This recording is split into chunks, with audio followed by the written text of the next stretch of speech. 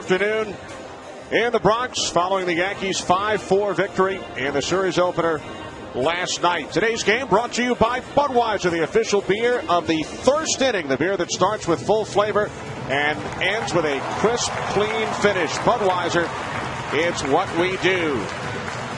The Yankees take the field here at Yankee Stadium. There is Rays manager Joe Maddon, his club 3 games back in the American League East with the best road record in all of baseball. The Rays batting order brought to you by Taco Bell. Think outside the bun. The right fielder Ben Zobrist leads off, followed by all-star left fielder Carl Crawford. Another all-star Evan Longoria hits third. Carlos Pena in the cleanup spot. Then the DH Matt Joyce. Catcher John Jaso. Center fielder B.J. Upton hits 7th. Then shortstop Jason Bartlett. And the second baseman Reed Brignac as the Rays get set to face 33-year-old right-hander A.J. Burnett, who won his last start after losing his previous 5 decisions, a record of 7-7, 1-1 against the Rays this season. Here is A.J.'s sprint pitcher profile. He has been better recently. No man is an island. Obviously, that's not how you spell island, surrounded by water, but island, E-I-L-A-N-D, is the pitching coach of the Yankees, surrounded by pitchers. And he says that A.J. Burnett has to stay close. That's the front shoulder. Even hitting instructor Kevin Long of the Yankees preaches keeping your shoulder closed. So a pitcher has to do the same thing virtually that a hitter does. It's stay closed and don't open up too quickly.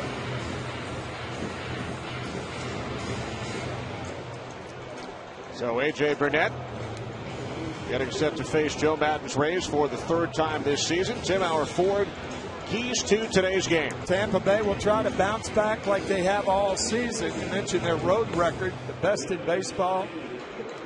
And the Yankees will try to feed off last night's emotion. And boy, what an emotional night it was. Can't overplay that. An emotional weekend with Old Timers game today. Joe Girardi, a member of the Old Timers today. Yankees never led last night until their final swing of the bat. Jorge Posada is the Yankees' designated hitter today. And the Yankees, you know, I mean, they don't want to say that they don't want Posada catching A.J. Burnett, but they would prefer to have another catcher behind the plate. So you get Posada's bat in the game. Posada and Burnett had problems last year. They continue to have problems, even though the Yankees don't talk about it a lot. But anytime they can get Cervelli back there, they do it. So Francisco Cervelli behind the plate this afternoon for Joe Girardi as Ben Zobrist steps in. The Rays right fielder to lead off against A.J. Burnett. Zobrist, a switch hitter, batting from the left side against the right-hander Burnett. And Zobrist takes a called strike, 0-1.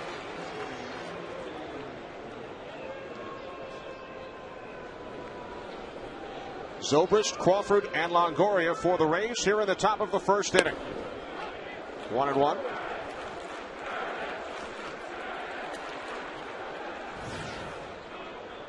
Carl Crawford waiting on deck for the Rays, who won 12 of 14 prior to the All-Star break. Zobrist pops it up. Cano behind second. 1 away. So Zobrist is retired. DJ Rayburn, at 33 years of age, working home plate today. Marvin Hudson is the first base umpire. Jim Wolf at second, and the crew chief Darrell Cousins at 3rd. Jim Wolf was the right field umpire at the All-Star game in Anaheim on Tuesday. Carl Crawford was there. Starting left fielder.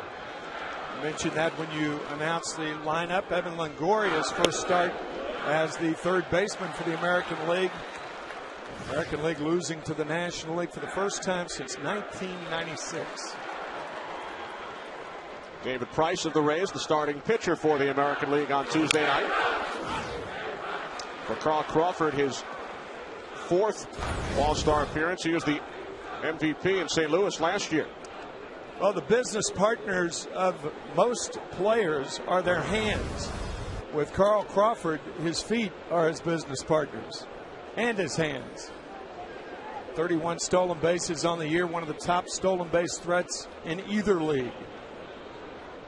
Also batting .322 with an 8-game hitting streak. Burnett strikes him out here in the top of the first. What was that? I'm sure Carl Crawford is asking himself that question. This is something that they haven't had. It looked like a splitter.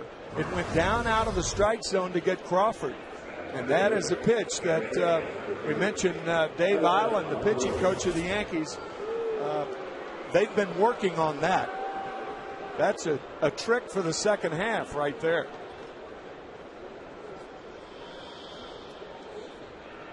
So with 2 away, here is Evan Longoria. Fouls off the first pitch from Burnett. 0-1. Longoria, as Tim mentioned, the starting third baseman at the All-Star game, which took place about 20 minutes from his childhood home in Downey, California. Longoria's third All-Star appearance. He leads the Rays and runs batted in with 62, 6th in the American League.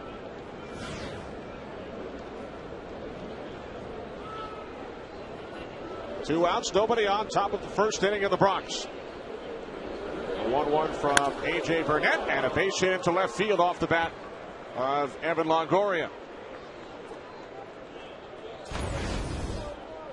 There's not a fastball in baseball that Evan Longoria can't turn on. He has one of the quickest bats in the American League. Fastball inside part, first base runner of the game.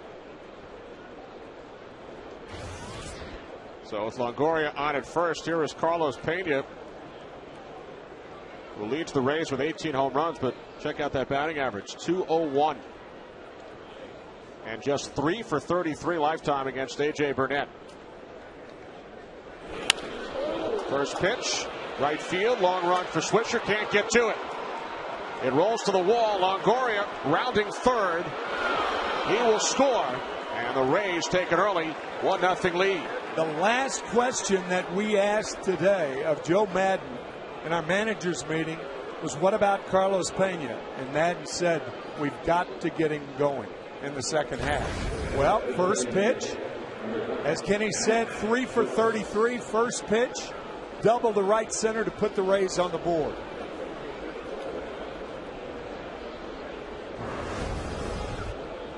Fifth run batted in for Carlos Pena. So after Burnett retired the first 2 Rays here in the first,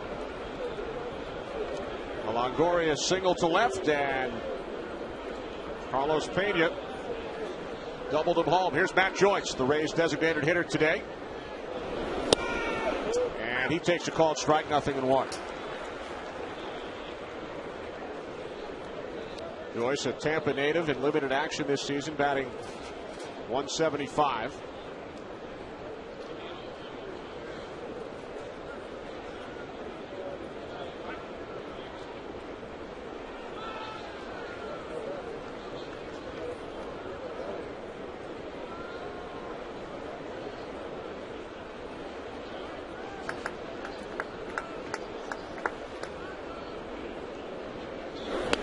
From Burnett.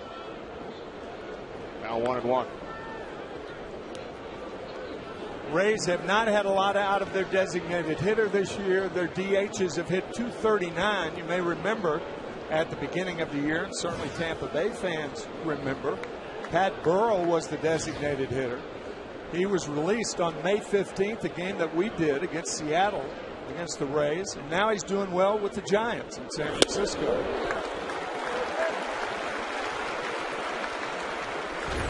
Good fastball from Burnett. You see that late movement from A.J. Burnett. As far as stuff is concerned, it's the best stuff in the major leagues. Certainly the best curveball in the major leagues.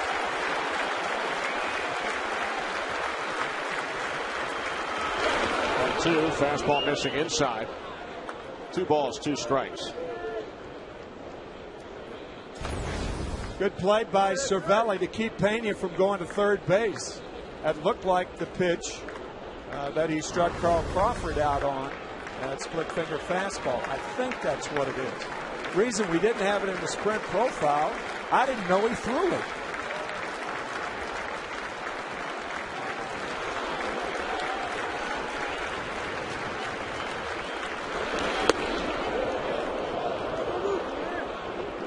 Richie Ashburn, one of the great figures in Philadelphia history, used to say on the air quite often, "You know, I'm honest to a fault."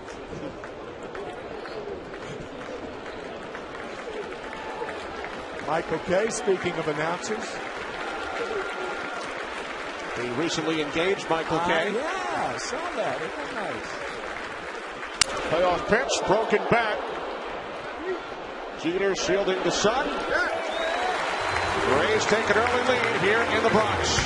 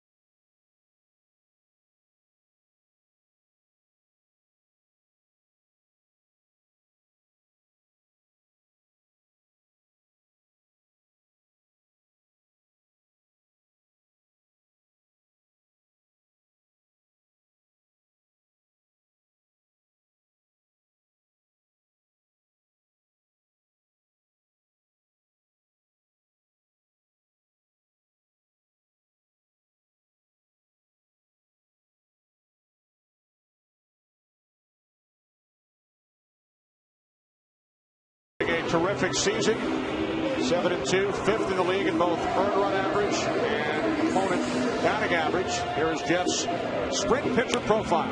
Joe Girardi saying that the hitters for the Yankees see the thing that impressed them last year was that late movement. He's 6'9", so certainly he uses his height to his advantage. However, you can run on him.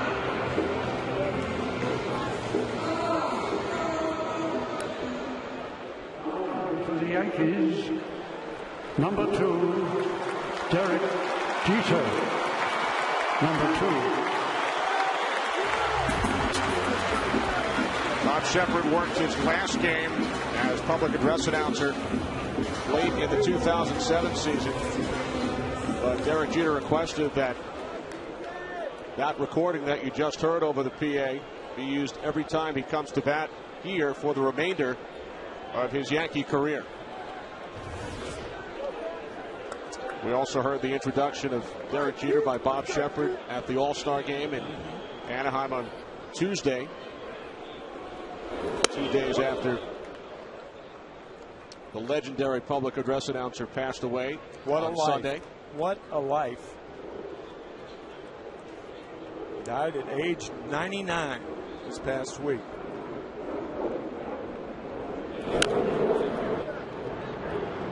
Bounce to the third baseman Longoria, and Jeter is retired.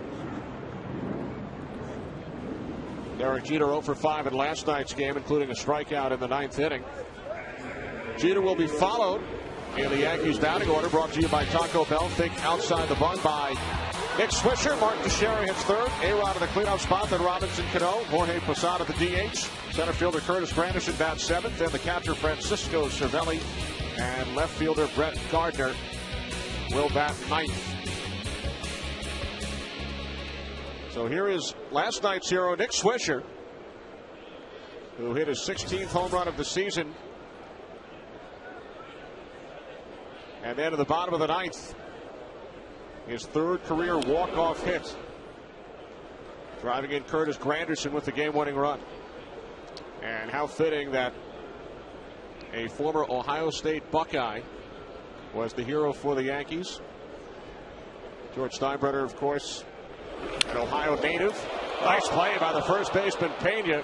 The flip to Neiman for out number 2, and George Steinbrenner earned his master's in phys ed at Ohio State. He was also a graduate assistant under football coach Woody Hayes. Well, Carlos Pena earned his master's in soft hands in the School of Hard Knocks of baseball. Former Gold Glover, and you just saw why. It's funny, Joe Madden, the manager of the Tampa Bay Rays, telling us that Evan Longoria and Reed Brignac are the best at throwing on the run of their infielders. And then he talked glowing reports defensively about Pena. And here they are, the first 2 outs recorded by those two in the game. Here's Longoria's play. This is not a routine play that he made on Derek Jeter.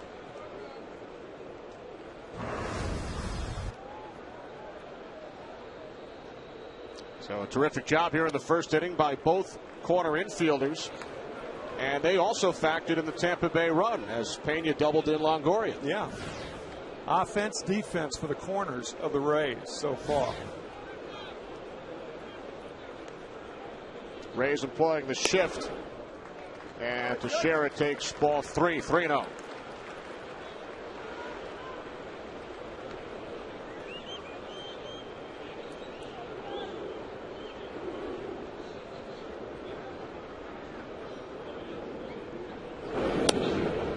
From Neiman called strike. 3-1 with Alex Rodriguez waiting on deck. Kenny, speaking of Ohio State, Mike Krukow of the San Francisco Giants calls this defense the wishbone offense. Teixeira draws a walk. Mike Krukow, terrific pitcher in the major leagues, now in the booth with the San Francisco Giants. Behind the plate, the battery of Neiman and Jaso. So a 2-out base runner for the Yankees as Alex Rodriguez steps in. A-Rod just 2 for his last 14. Comes to the plate with 597 career home runs. Neiman missing away with the fastball, 1-0.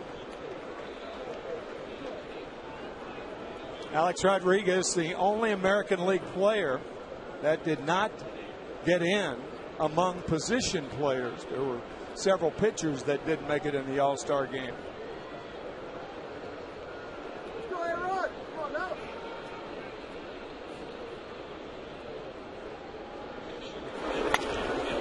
On the ground to the shortstop, Bartlett gets the force at second. And 11 pitch first for Jeff Neiman. Terrific plays in the field. First Longoria to retire Jeter, and then Pena to retire Swisher.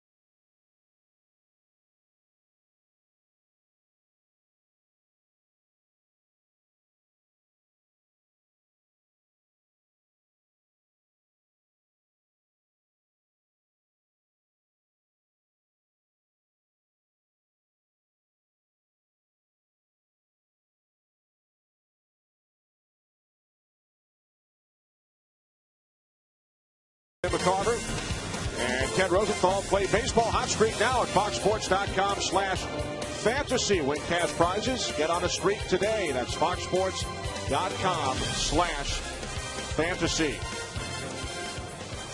Yankees general manager Brian Cashman. You and I had a chance to chat with Brian earlier today.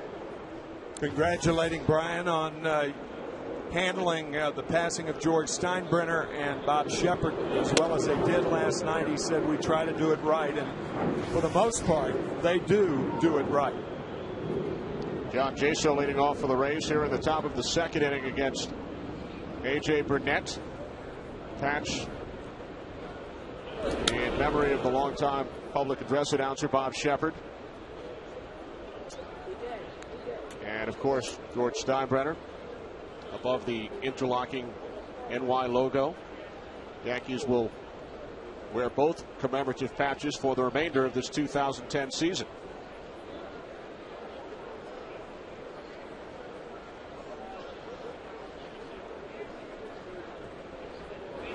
1-1 to Jaso.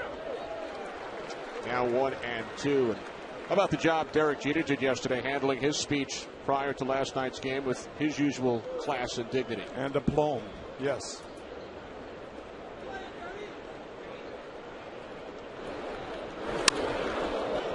Jaso, right field, Swisher, edge of the warning track, one out.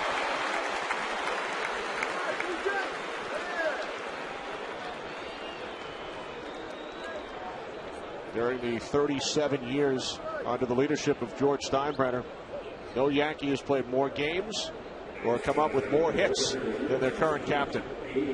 Andy Pettitte with the most wins and strikeouts. Andy Pettitte going against David Price tomorrow afternoon.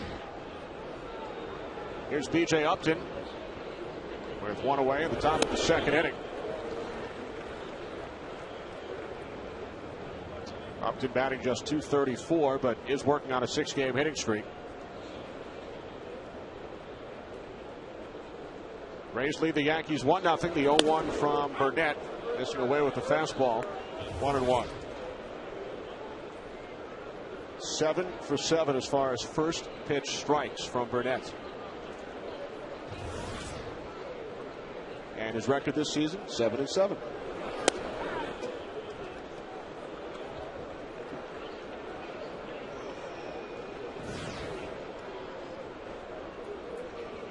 Jason Bartlett waiting on deck.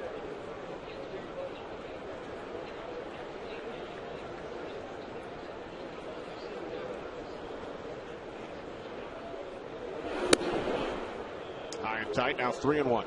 Here we heard Derek Jeter introduced by Bob Shepard. Public address announcer Paul Olden has returned to the microphone here at Yankee Stadium today in another touch of class. There were no public address announcements during the game last night. Joe Girardi telling us before the game that it was very strange. You get so used to so many things at a ballpark, and your public address announcer certainly is one of them. And Paul doing a very, very good job, but very big shoes to fill in Bob Shepard. Payoff pitch to Upton, to Scherer with Burnett racing over to first for out number 2.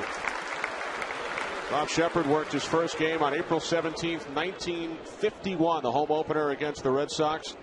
Called approximately 4,500 Yankee games, including 62 World Series games. An incredible run. Hall of Famer Carl Yastrzemski quoted as saying, "You are not in the big leagues until Bob Shepard announces your name." Tim, he announced your name for the first time during the 1964 World Series. I met Bob briefly in the 1964 World Series as the breaking ball hits Jason Bartlett. So Bartlett heads to first. These were the first lineups announced by Bob Shepard back on April 17th, 1951. It was Joe DiMaggio's final season, Mickey Mantle's rookie year. And the first name he announced was Red Sox center fielder Dom DiMaggio. 8 Hall of Famers, and really 9 Hall of Famers if you consider Jerry Coleman, who is in the Hall of Fame also as an announcer. Jerry Coleman is here today, along with a number of his teammates from the 1950 World Series squad. As Bartlett goes, the throw from Cervelli bounces away from Jeter into center field. The last time the Rays faced the New York Yankees on May 19th, they stole 6 bases off A.J. Burnett.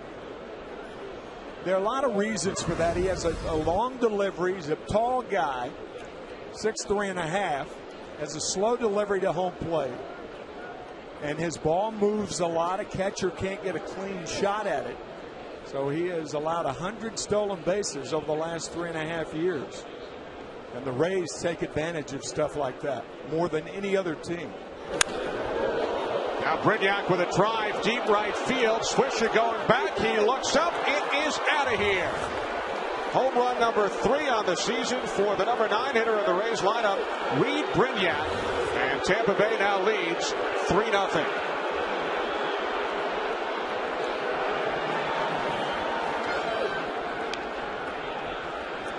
A.J. Burnett has retired the first 2 batters to face him, and both the first and second. And then the Rays scored 1 in the first and 2 here after a careless hitting Jason Bartlett with the breaking ball.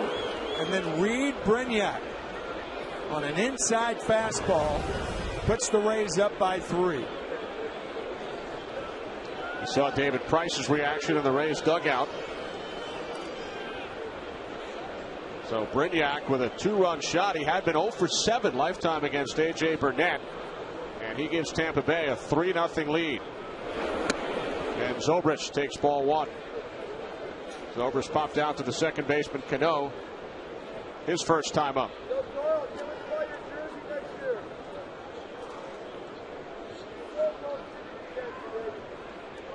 David Price appears as happy as Brignac. And David's not even pitching today. We said David Price will be starting against Andy Pettitte tomorrow. But David and Brignac very close friends, and he's as happy as Reed is.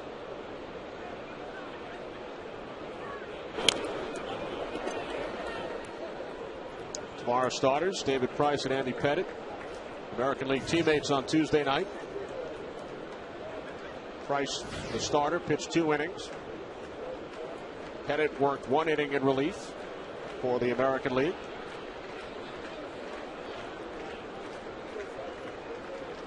The 1-2. Here's Burnett. Has some trouble scooping it up. And Zobrist beats the throw.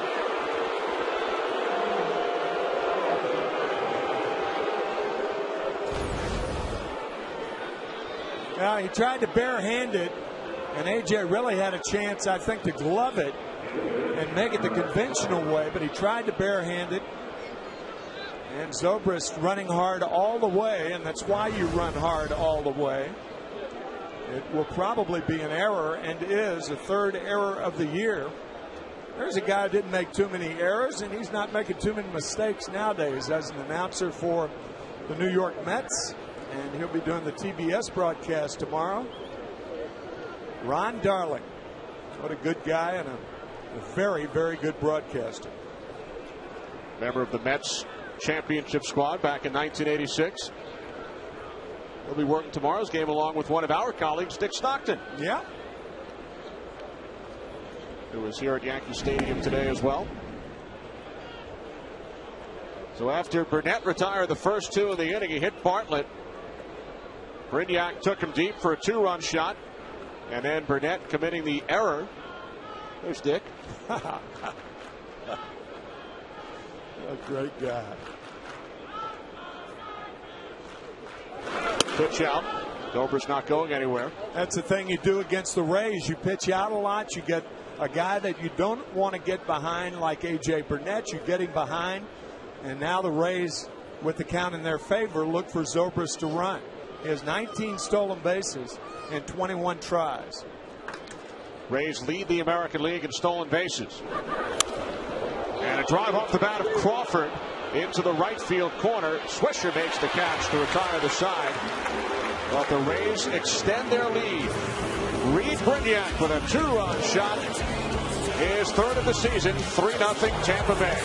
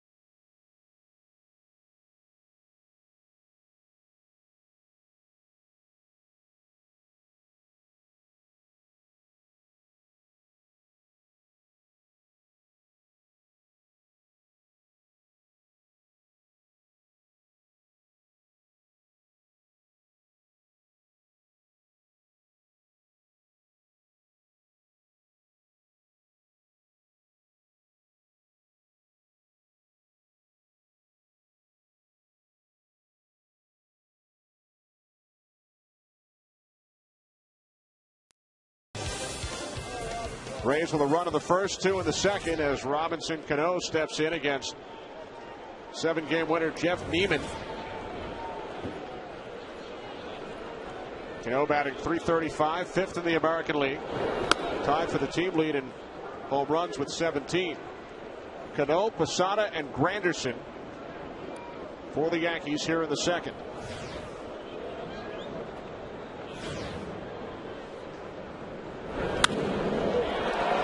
Left field, Crawford going back, and it's off the wall. Extra bases for Robinson Cano. He is in at second with a stand-up double. You know how much talent it takes to do that?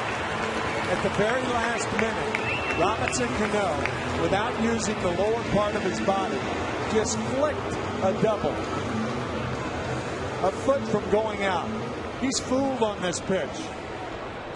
That is a very difficult pitch to drive the other way by a left-handed batter, and Cano almost hit it out.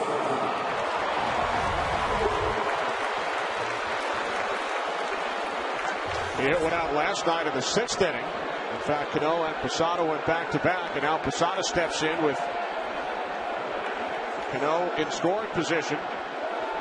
And the Yankees trailing the Rays 3-0. Robinson Cano drove in the only American League run on Tuesday night with a sacrifice fly against one of the toughest left-handers in the business, Chi Kuo of the Dodgers. After Kuo committed a throwing error earlier in the inning, the run was unearned.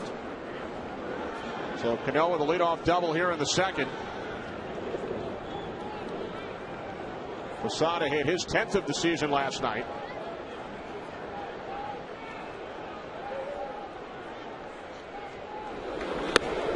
And how about this note, Tim? Posada's home run last night, 253rd of his career, first ever on a 3-0 pitch. We talked about Michael Kay earlier. I heard Michael Kay say that last night, and I'm thinking, my gosh, because he's been given the 3-0 hit sign often.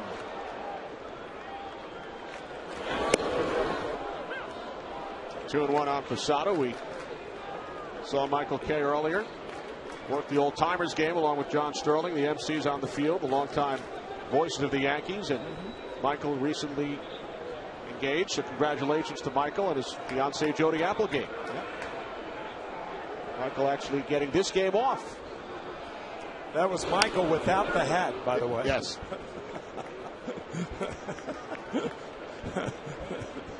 He's the only one in that shot in his row without a hat.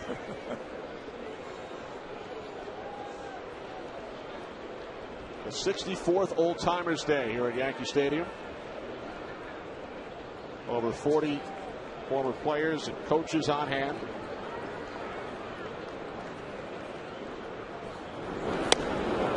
Posada down on strikes. Boy, that is a wicked split finger fastball that is made tougher because of the size of Jeff Neiman. He's 6'9". We mentioned that. He weighs 260 pounds. 27 years old from Houston. He went to Rice University. So not only can he throw a splitter, but he's a smart guy. Got to be smart to go to Rice, Kenny. He was a kinesiology major. Yeah, I saw that. Which is the science of human movement. Yep. And worked very hard on Pilates this past winter. Not only keeping his weight down, but keeping his balance intact. As we welcome in Ken Rosenthal. Ken, Jeff Neiman has the best record in baseball, 16-4 since June 1st of last season. That's right, Kenny. And to tell you more about his aptitude, he effectively added 3 pitches last season. A cutter, a split, and a 2-seam sinking fastball. It takes a lot of aptitude to do that. He's a guy who said he always had those pitches, but Tim, he didn't have the confidence to use them before. No, not the confidence that he has to use them now. Particularly that splitter. 2-0 to Curtis Granderson. Ball 3. Jeff Neiman won 13 games last year, led all major league rookies in innings pitched. This season he's allowed 3 runs or fewer in all but 2 of his 18 starts. Finished 4th in the Rookie of the Year voting in the American League to Andrew Bailey of Oakland. Anderson draws a one-out walk. So the Yankees now with runners on first and second and only one out. Fox Sports is proud to team with the Breast Cancer Research Foundation during our 2010 MLB on Fox season.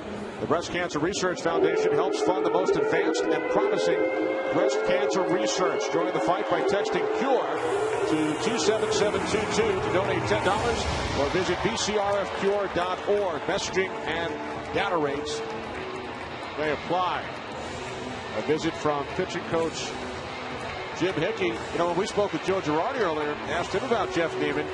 He felt Neiman was deserving of a spot in the All-Star game, but he pitched on Sunday, so he would have been ineligible to pitch in the All-Star game. But Girardi agrees that Neiman has had a terrific season. Now the Yankees with a payroll of $206 million. Tampa Bay Rays with a payroll of $71.9 million. So Jim Hickey speaking with Jeff. Jim Hickey has done such a good job with this Tampa Bay Rays staff. He and Joe Madden, he and his staff miss nothing. Here's Francisco Cervelli. You mentioned the payrolls of both the Yankees and the Rays. In 1973, George Steinbrenner bought the Yankees franchise for $8.7 million, $168,000 of his own money. So $206 million offhands about 25 times that much. So 1 year's payroll is 25 times more than George Steinbrenner and his limited partners' purchase of the team. Try that on for size. The Yankees now worth an estimated $1.6 billion. Billion. With the B. Yes. 2 on, 1 out. Cano the runner on second. Granderson over at first. And the 2-0 to Cervelli. Fastball missing high and tight. Now 3-0. It's funny, in about almost 2 innings, we've talked about Joe Madden. Joe Madden lays it all out for you like he tries to do his players. He said sometimes Neiman will just lose it without any clue about why he does it, and then get it back together as quickly as he lost it.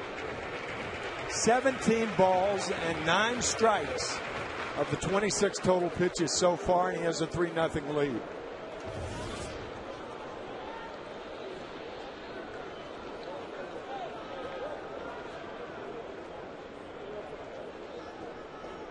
The 3-1 to Cervelli. Neiman missing inside once again. Ball 4. He's walked 2 consecutive Yankees, and the bases are now loaded with only 1 out here in the bottom of the second inning.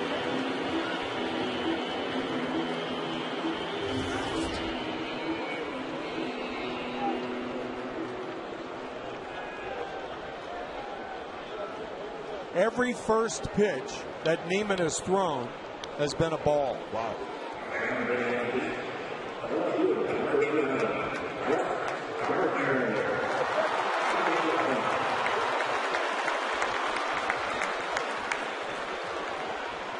So with the bases loaded, here is the number 9 hitter, Brett Gardner. The Rays number 9 hitter, Reed Brignac, hit a 2-run homer in the top of this inning. Gardner with the bases loaded. He's the most patient hitter in all of baseball. Gardner faces the most pitches per plate appearance in the majors, and yet another first pitch ball.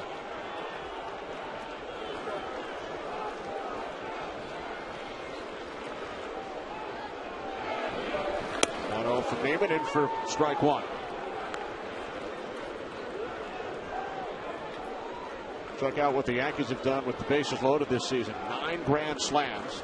That's 1 shy of a Yankee record. They had 10 grand slams back in 1987. 6 of those grand slams by Don Mattingly that year. 6 different Yankees have hit grand slam home runs this season. 1 and 2 on Gardner. Alex Rodriguez with 3 grand slams. Jorge Posada has 2. Brett Gardner has 1. In fact, Gardner hit a grand slam, and then the next day, an inside the park home run.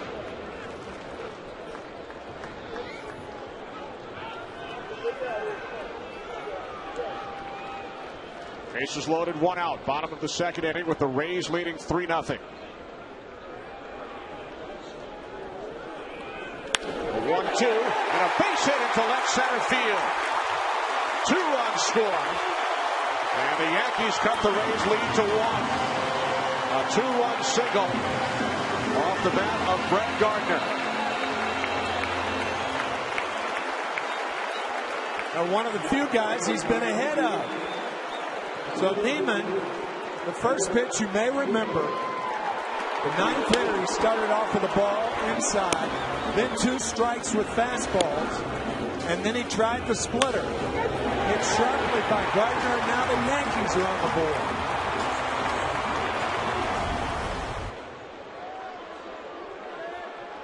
So Gardner driving in Cano and Granderson.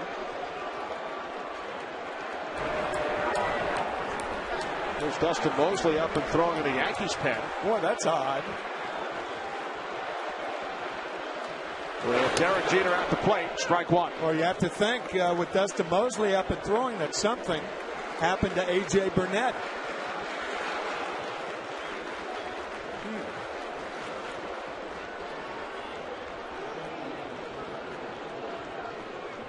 Do not see him in the dugout.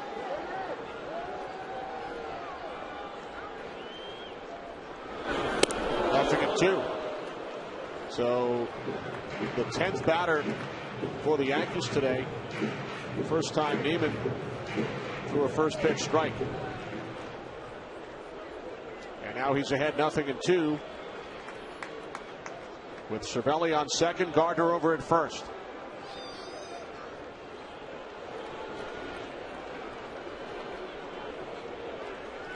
Now Mosley sits down.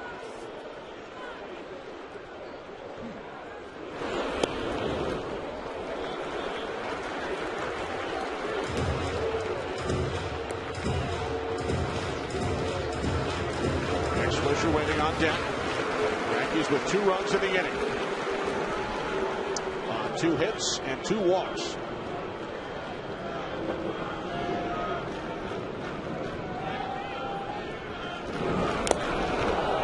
Jeter down on strikes. Second strikeout of the inning for Neiman.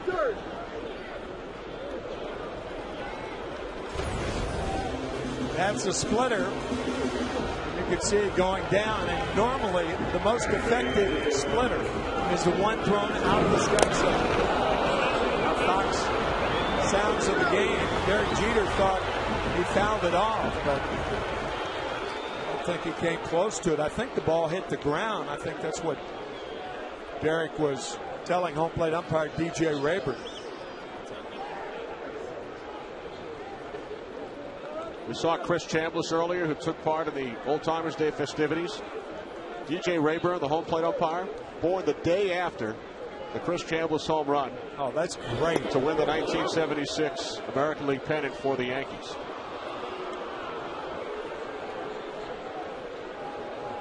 DJ born on October 13th, 1976. That's wonderful. Chambliss went deep on October 14th. The 33-year-old working behind the plate today here at Yankee Stadium. Chris hit that home run off Mark Littell of Kansas City. On the ground to the second baseman, Brignac. And that will do it for the Yankees in the second, but they score 2. A look at Central Park will return after these messages from your local Fox station.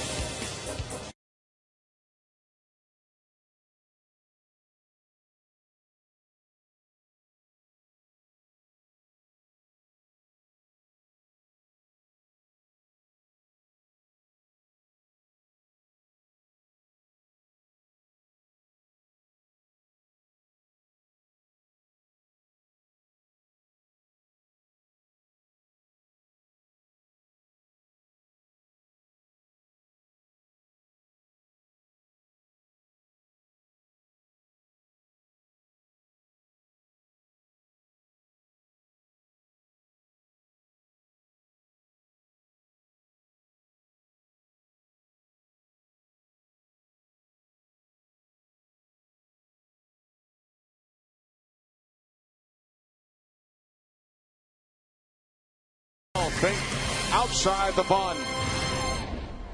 Back at Yankee Stadium, A.J. Burnett has returned to the mound for the top of the third inning. We saw Dustin Mosley up in the Yankees pen. And Burnett will face the heart of the Rays order: Longoria, Pena, and Joyce. Evan Longoria leading off.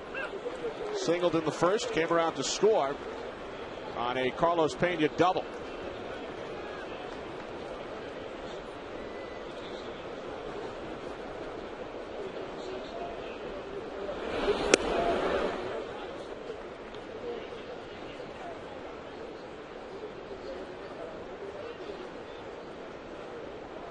Burnett has allowed 3 runs over the first 2 innings. Saw his numbers over his last 2 starts. And Longoria is the second Ray hit by a pitch over the first 3 innings. And the second Ray to be hit by a curveball. First was Jason Bartlett with 2 out and nobody on. That led to 2 runs. And now Evan Longoria on the breaking ball. Both pitches that hit Ray hitters, by the way, were curveballs.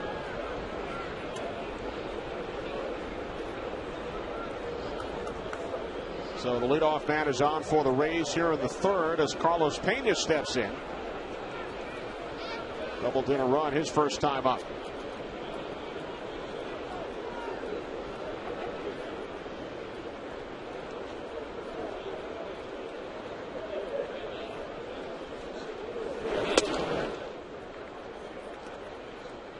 Burnett has now hit 12 batters this season, most in Major League Baseball. He hit 10 batters last year during his first season with the Yankees. So Longoria the runner on first as Burnett throws over.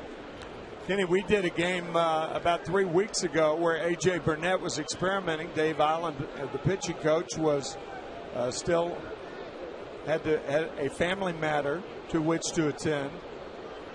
And A.J. even tried to move to the third base side of the pitching rubber. He's back to the first base side of the rubber now. Just foul down the left field line.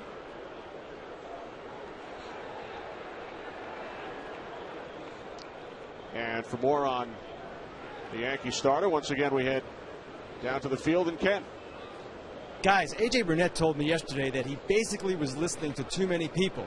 The acting pitching coach, Mike Harkey, and the 2 former catchers in the dugout, Joe Girardi and bench coach Tony Pena. A.J. said, hey, I've played 10 years and I've been .500 for a reason. I'm open to anything, but he's certainly glad to have Island back. Well, we have to give A.J. a little more credit than he's given himself. He's actually 15 games over 500. Right. Pitch gets away from Cervelli. Longoria to second. Now you mentioned that he leads the league in hit by pitches, and he's closing in on the lead for wild pitches. That's his 9th of the year. Again, that's an idea of how much his stuff breaks. The curveball, as good as you're going to get, but it's so erratic. When it's erratic in the strike zone, that's a good thing. When it's erratic like the one you just saw, that's a bad thing. He led the league in wild pitches last season with 17.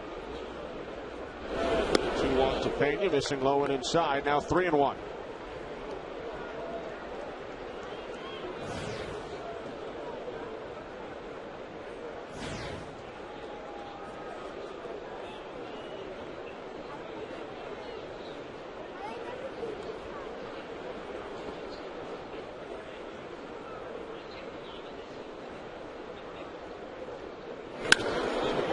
Pena with a base hit.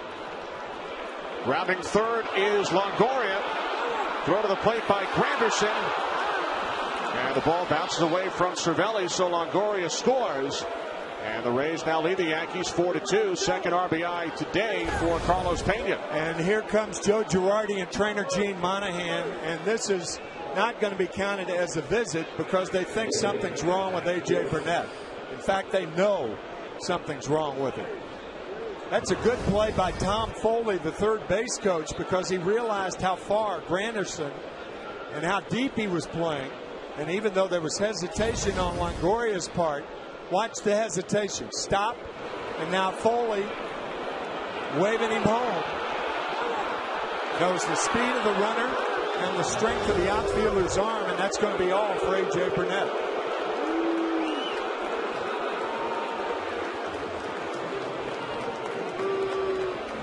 So Burnett,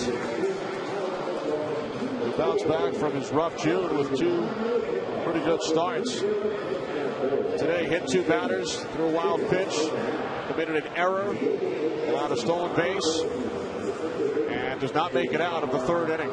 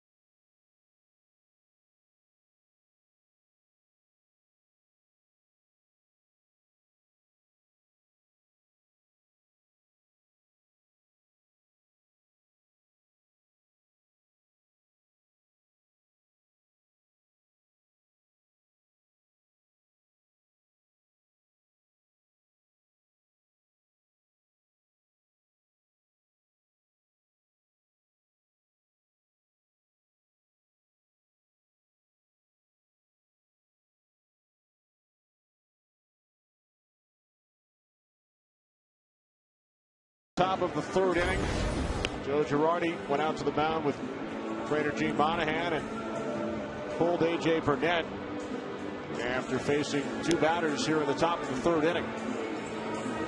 Yeah, and A.J. Burnett didn't say anything. I thought initially he may have tried to talk him out of it, but it does not appear that that's the case.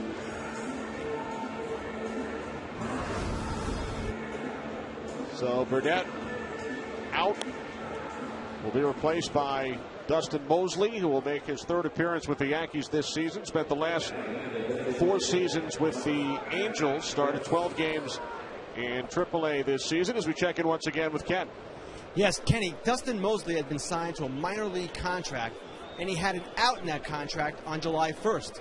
If the Yankees had not promoted him, he could have gone to another team, and there were other teams interested in adding him to their rotation immediately. So the Yankees called him up, and they're using him in relief. Well, Kenny had a pretty good month of June in the minor leagues. Struck out 10 batters in back-to-back games and was signed to a major league contract and added to the Yankees roster on July 2nd. So Mosley making his third appearance, facing Matt Joyce, who popped out to Derek Jeter his first time up. Carlos Pena on at first. Nobody out, top of the third inning, with the Rays leading the Yankees 4-2.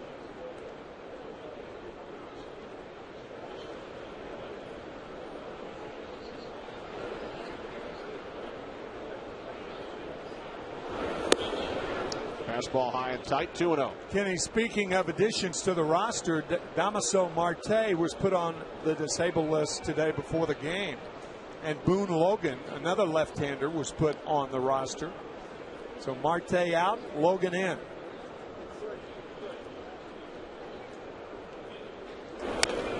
To Joyce, now 2-1.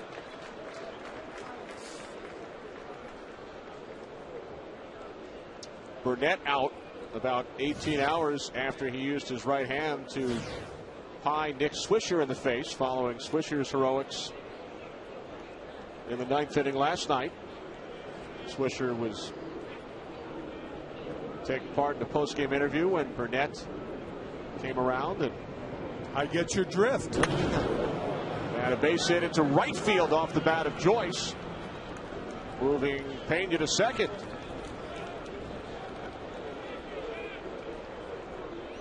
So the Rays now with runners on first and second with nobody out. Major League Baseball is proud to stand up to cancer. Visit standuptocancer.org to learn how you can help in the fight against cancer. Sometimes that tomfoolery backfires on players. Your drift about who knows what may have happened. The pie in the face. You remember Arnold Bake McBride with the Cardinals, the right fielder? In 1973, he scored a game-winning run. And I went to shake his hand, and those were the first days, the early days of the high five or low five or whatever five. I stuck my hands out to give him the double-handed high five handshake. He jammed my right thumb. I missed 3 games as a result. Shaking hands. Now go figure that out. I worked the game in Anaheim with Eric Karros earlier this season when Kendry Morales suffered a season-ending injury. Yeah, coming down to home plate. Yeah.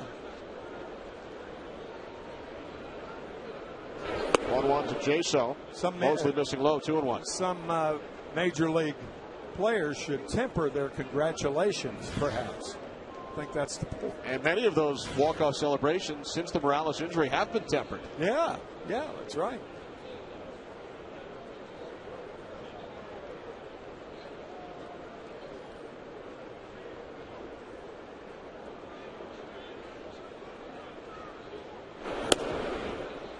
Mosley missing away, now 3-1.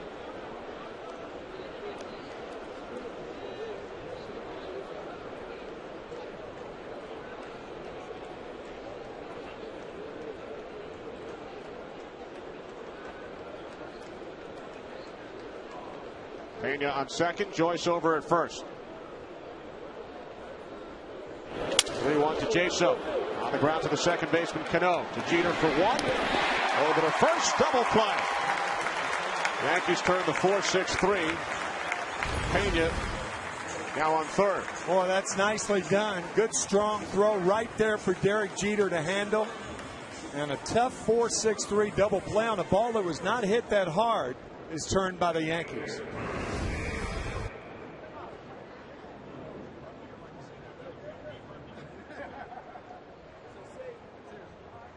So with Pena taking his lead off third, B.J. Upton steps in. He grounded out to the first baseman, Teixeira, his first time up. Now 2 outs here in the top of the third inning as Mosley misses low and away, ball 1. Shadows are creeping in front of home plate, and it should make it much more difficult to see. Bill Webb, our director of the All-Star game, had a great shot of Albert Pujols pointing to both eyes in the All-Star game and indicating how difficult it was to see in the early innings in Anaheim. The shadows certainly seem to have an effect over the first 3 or 4 innings on Tuesday night. Right. Of course, the way those guys were throwing could have been the best eyesight in the world, and I'm not too sure they would have done much. starting with David Price. Ubaldo Jimenez of Colorado, followed by Josh Johnson. Whew. Upton heads down to first, so the Rays have runners on the corners with 2 outs. Time for a DirecTV game break as we check in with Chris Rose. Chris? All right, Kenny, first of 2 today in Cleveland between the Tigers and the Tribe. Justin Verlander, the All-Star, uncorks the wild one. Jason Nix scores. We're tied at 3, bottom of 7, same score. It's Trevor Crowe. Good job by you guys to start him today in your fantasy league. Indians take the first of 2, 4-3 the final. Remember to get every game in HD. It's 1-800-DIRECTV. Kenny, Tim? Tim, you know a much younger Chris Rose would love to have been sitting in the stands during a doubleheader in his hometown of Cleveland. Hometown of Cleveland, and a fanatical Indians fan. Fanatical. Chris here with us today at Yankee Stadium. First and third, 2 outs. Mosley missing low to Bartlett, ball 1. Kenny, back in my younger days, they asked me what time they wanted the games to start in Cleveland. And I said, well, whenever I show up, that'll be good enough to go. It's about 3,000 of my closest friends usually watched. And they actually played doubleheaders back then. Yeah, right. Here's Jeter. And that will do it for the Rays. In the third, they add to their lead. It's now 4-2 Tampa Bay.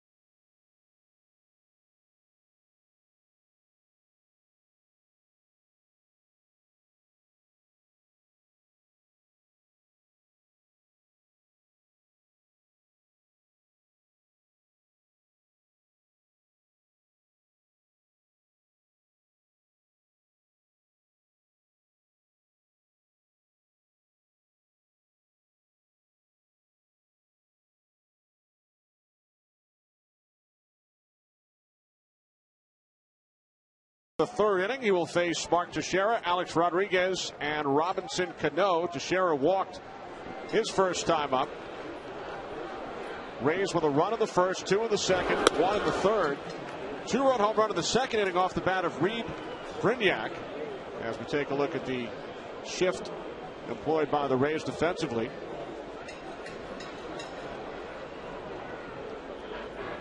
Sean Rodriguez, the regular starting second baseman for the Rays, suffered a flood in his condo down in the Tampa area caused by the fire alarm sprinkler during the All-Star break. So Rodriguez got into New York late last night and did not start the game today, and even covering. And we spoke with Rays manager Joe Maddon about starting Brignac at second base for Rodriguez once again today, and his 2-run homer in the second.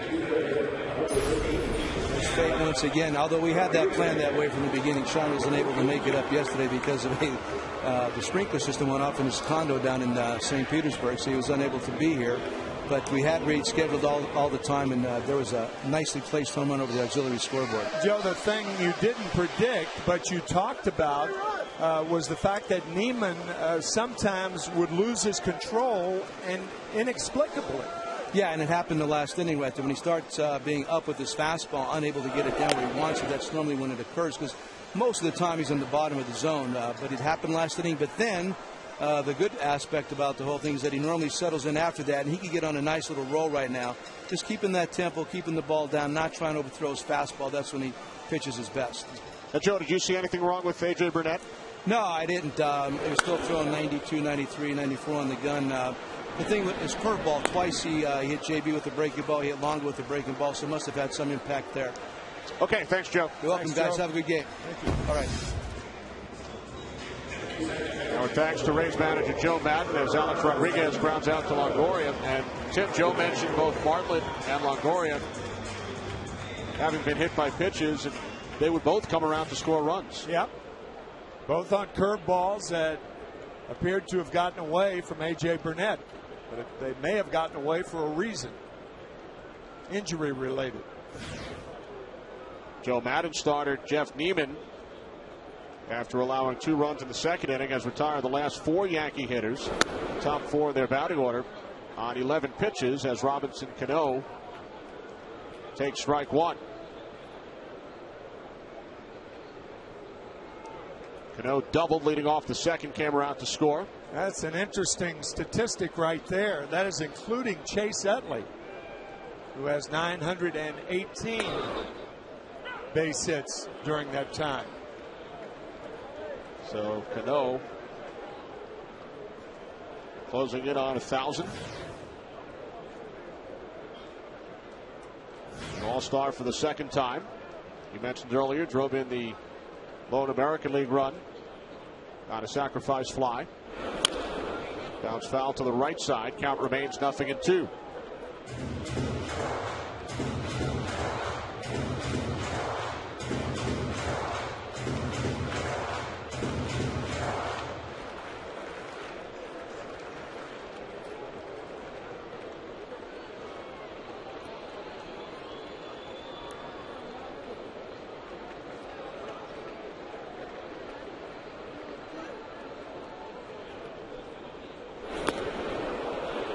Cano down on strikes on the splitter. Third strikeout by Neiman. A 9-pitch third.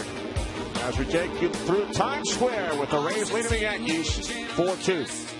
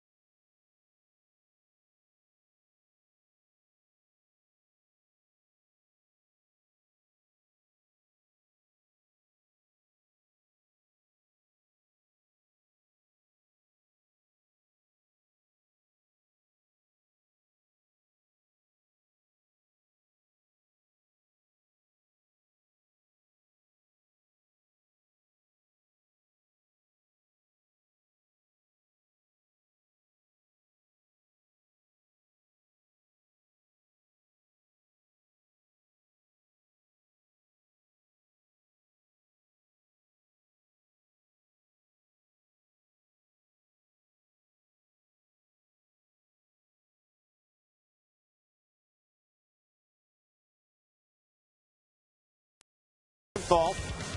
4 runs on 5 hits for the Rays. 2 runs, 2 hits, 1 error for the Yankees. Dustin Mosley came on in relief of A.J. Burnett with nobody out in the 3rd inning. And now Mosley will face the number 9 hitter, Reed Brignac, who hit that 2-run homer off Burnett in the 2nd inning to give Tampa Bay a 3-0 lead. Steve Donahue, the assistant trainer, chatting with Joe Girardi. We assume about the situation involving A.J. Burnett. And right. We will talk to Joe at the end of the 4th inning. We saw pitching coach Dave Island to Joe's right.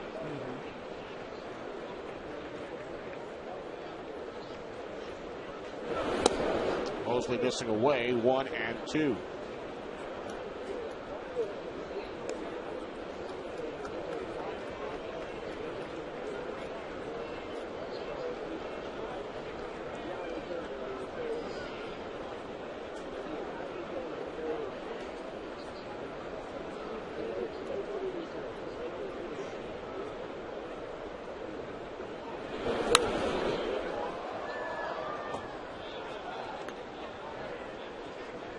Brignac will be followed by Zobrist and Crawford here in the top of the 4th inning.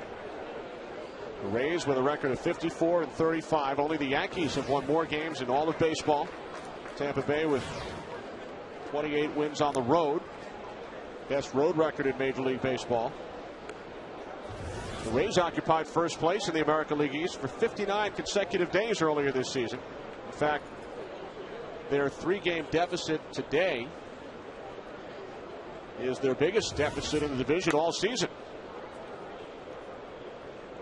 They led the East by as many as 6 games back on May 23rd.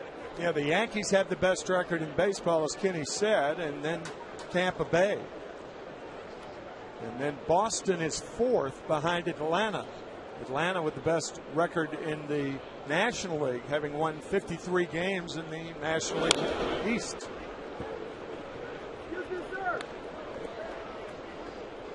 In Bobby Cox's final season as Braves manager. Cox, of course, had been the manager the last time the National League won an All-Star game back in 1996. And should the Braves get to the World Series, they would have home field advantage, thanks to the 3-1 National League win of the All-Star game on Tuesday night. And his catcher, Brian McCann, driving in all 3 National League runs. That was a World Series in which the Atlanta Braves won the first 2 games in New York.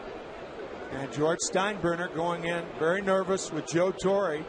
And Joe said, we'll go to Atlanta and win 3 down there and come back and clinch it in Game 6. What did they do? Exactly what Joe Torre said.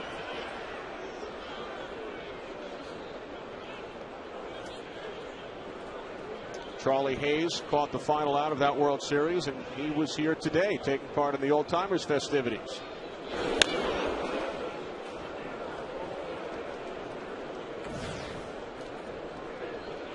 Brignac has really battled. He has faced 10 pitches from Mosley during this at-bat.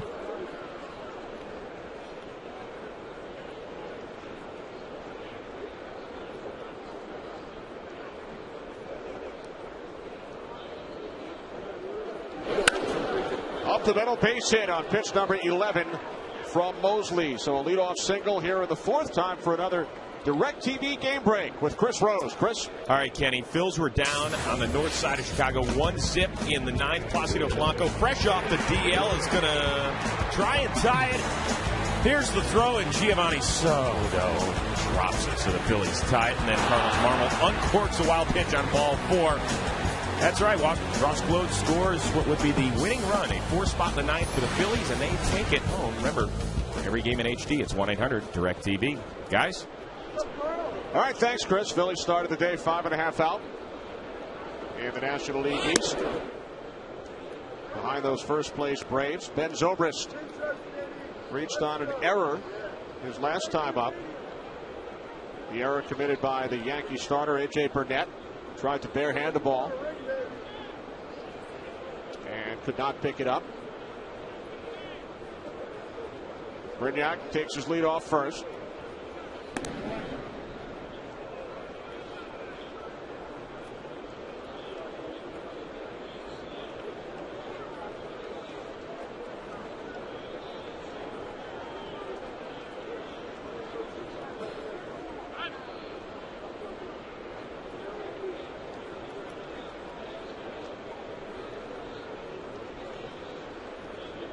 Philadelphia Phillies had lost the first 2 games to the Cubs at Wrigley Field. And we're trailing 1-0, as Chris Rose said. Mets losing a 1-0 game last night. And speaking of that, the Phillies will be on our agenda next week. Colorado will be at Philadelphia, White Sox at Oakland, or the Mets at the Dodgers. Check local listings for the game in your area. Mosley missing away, now 2-0.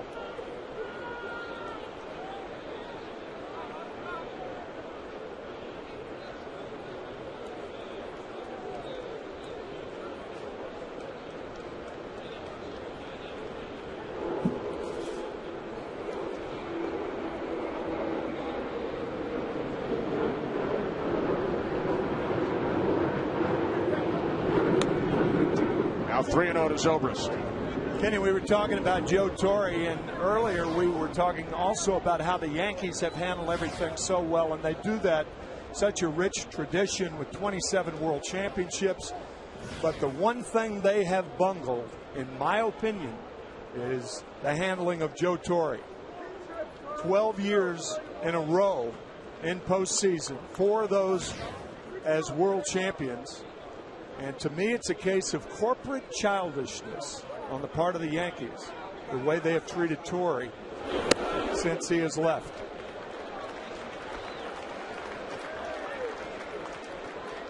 You would hope that with the passing of time, the situation will rectify itself. Joe, of course, now the manager of the Dodgers, and the Yankees played in Los Angeles a couple of weeks back. And Brignac goes. It's ball 4 as Zobrist heads down to first.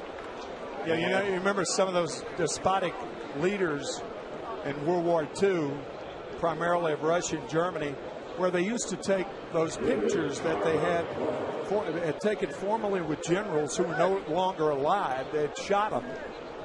That they would airbrush the pictures and airbrush the generals out of the pictures. And in a sense, that's what the Yankees have done with Joe Torre. They've airbrushed his legacy. I mean, there's no sign of Joe Torre in the stadium, and that's ridiculous. I don't understand it. General Manager Brian Cashman quoted as saying when the Yankees were in Los Angeles that he has not spoken to Joe Torre since that final meeting. Yep. The meeting in Tampa. Of course, Joe did write a book, which may have angered some folks within the Yankee organization. Yep. But that came out the next year, the following year.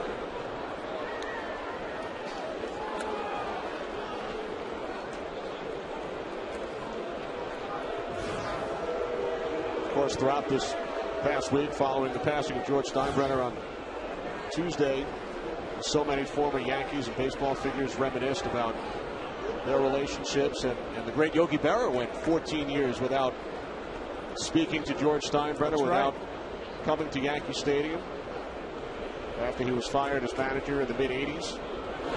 They finally got together with one another in 1999, and we send our best to Yogi and the entire Berra family. He was not on hand today for Old Timers Day. His family released a statement.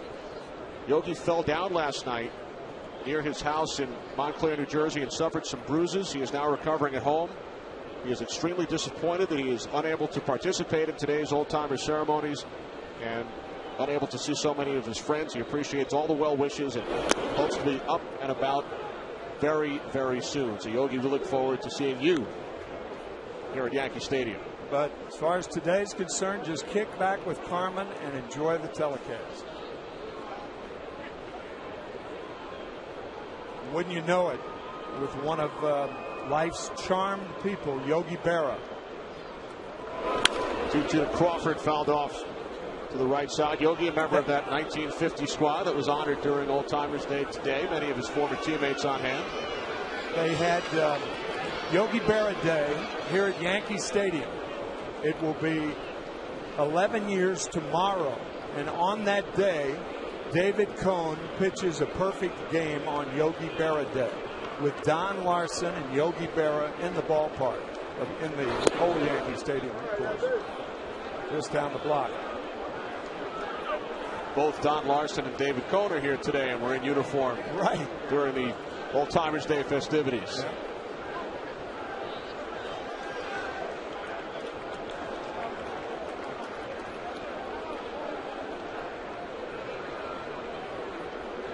Payoff pitch to Crawford. He is down on strikes. First strikeout for Dustin Mosley. Boy, that is a good breaking ball and a fastball count to get Crawford.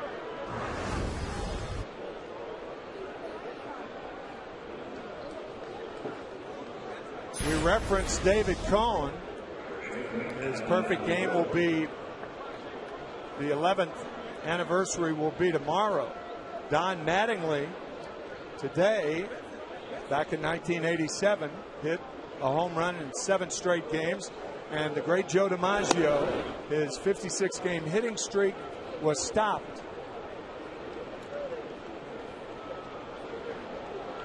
Stopped in 1941. The 2 great plays by Ken Keltner in Municipal Stadium in Cleveland. And Chris Rose was not there.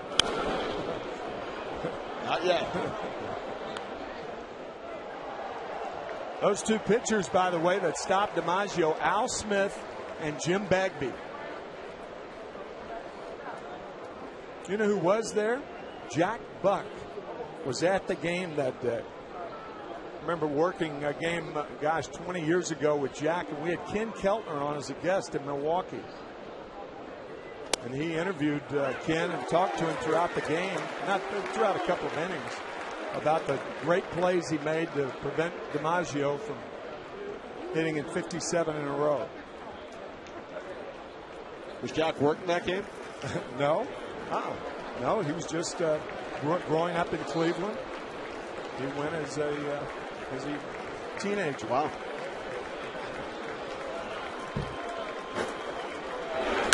Here's the 1-2 on the ground to Rodriguez. Applies the tag, throws across. He at least attempted to apply the tag to Brignac, so he gets Longoria at first for the second out. Good try by A-Rod and good base running by Brignac. I think A-Rod was questioning third base umpire Darrell Cousins, saying, wasn't he out of the baseline? No.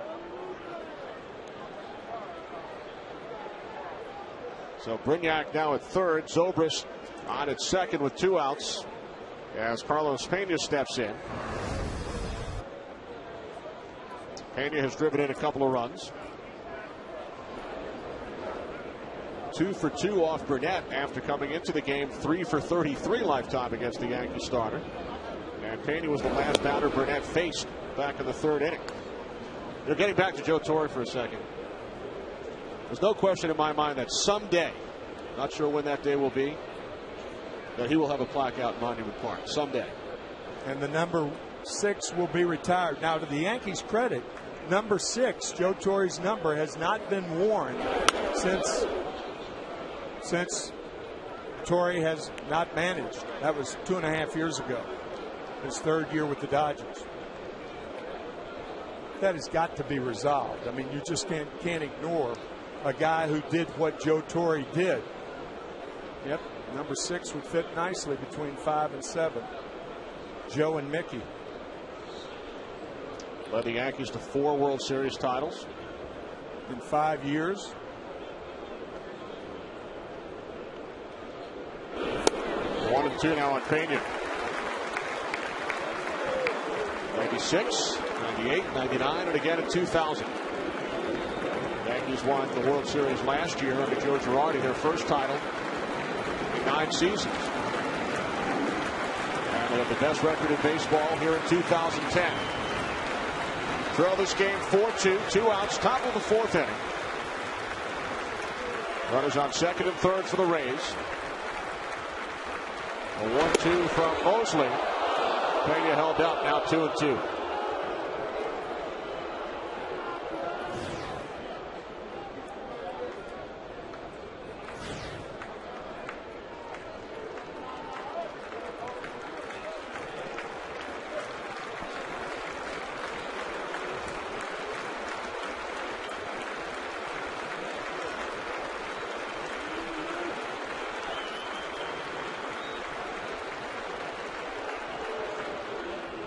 Cervelli out for a chat with Mosley. Dustin Mosley making only his third appearance with the Yankees. Here's pitching coach Dave Island. 3 of his starters with at least 11 wins at the All-Star break. Sabathia, Hughes, and Pettit. All All-Stars.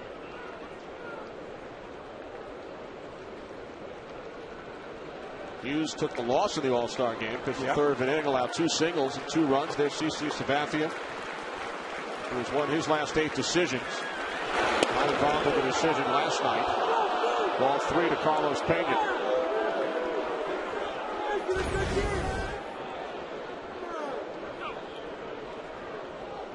Clearly missing inside.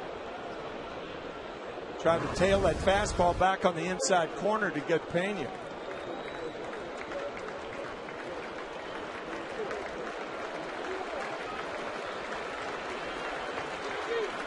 Payoff pitch from Mosley. On the ground to the right side. Teixeira takes it to the bag himself. So after the Rays had 2 on with nobody out, Mosley retires the next 3. It's the first inning in which the Rays do not score.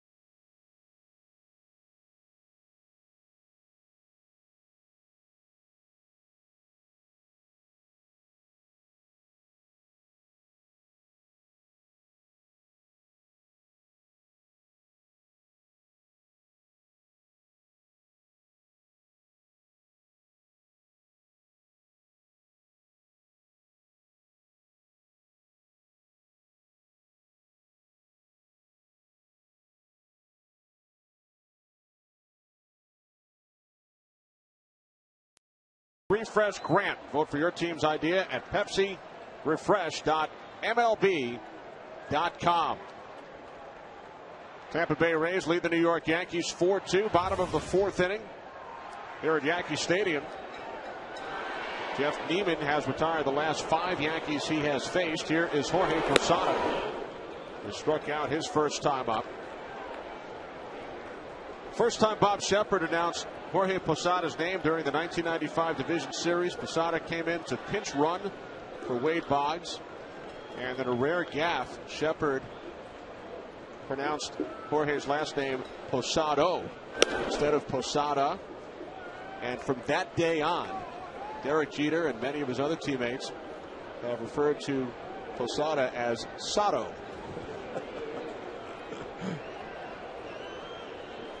Jeter and Posada, very good friends. In fact, Derek Jeter was the best man in Jorge's wedding. Jorge was married, I think 11 years ago or so.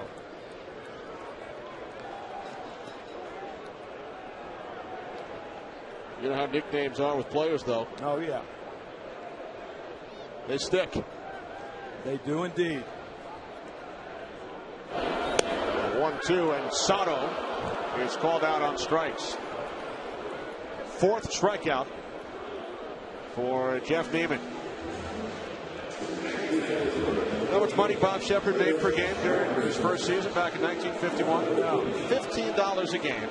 $17.50 for a doubleheader. Well, 10 years later in 1961.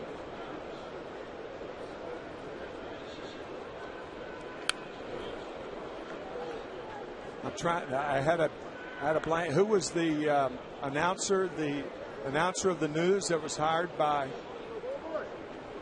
Dan Rather was hired as a public address announcer in Houston for the new Colt 45s and made $10 a game. So Bob Shepard made New York money 10 years before Dan Rather. 10 years later, Dan Rather made fewer dollars per game. Pardon me, I couldn't think of Dan Rather's last name. It's a good thing you didn't have to announce it over the PA. Yeah, that's right. 1-1 to Granderson. He was hired, by the way, Dan Rather was, by Bill Giles, the new sales manager of the Astros, promotional manager, in 1962 when Houston played their first game in the Astrodome. And Dan, I beg your pardon, they were in Colt 45 Stadium there for a couple of years. And Dan Rather was the public address announcer hired by Bill Giles, who's now retired as the owner of the Phillies. $10 a game back in 61. $10 a game, that's right. Dan, of course, did a little better later on in his career. Just a little bit. Yeah. Granderson fouls it off to the left side. Famous world news announcer with CBS for eons. 2 balls, 2 strikes. Cervelli waiting on deck. Granderson walked and scored his first time up. In the dirt, full count. A gentleman by the name of Red Patterson preceded Bob Shepard as public address announcer at Yankee Stadium. He was also the club's PR director. Red used to be with the Dodgers, too, in fact. Forget about Wally Pipp. Bob Shepard replaces Red Patterson in the last 57 years. That's a legitimate Pipp. Wally Pipp, the first baseman, before Lou Gehrig played his first of a few in a row.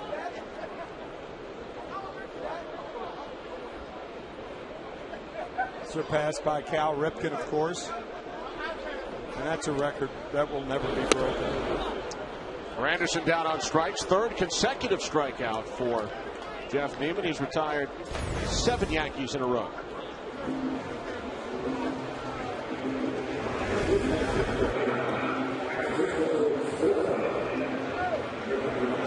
So statistician Marty Aronoff telling us that Red Patterson started the concept of the tape measure home run with Mickey Mantle's 565-foot shot in Griffith Stadium. Red Patterson actually came up with the term tape measure home run as Cervelli singles into left field. 3rd hit of the game for the Yankees. Cervelli on pace for the 2nd time. I guess while we're on it, John Forsythe was the announcer for the Brooklyn Dodgers back in 1936. John Forsythe, the famous actor that lived into his 90s, I believe, died within the last decade or so. 1936, also the first time that Yankee Stadium installed a public address system during the 1936 World Series. They were the last ballpark at the time to install a PA system. They used a megaphone prior to the 36 World Series. Here's Brett Gardner with 2 outs and Cervelli on at first.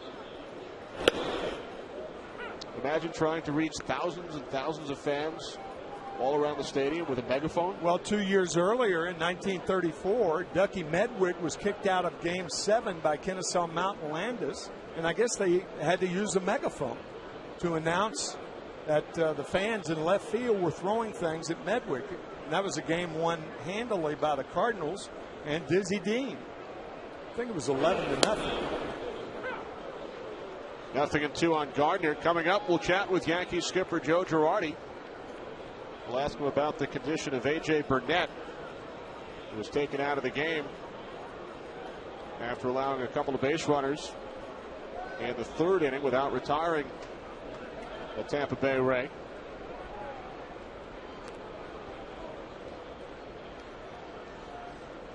And 0-2 from Neiman.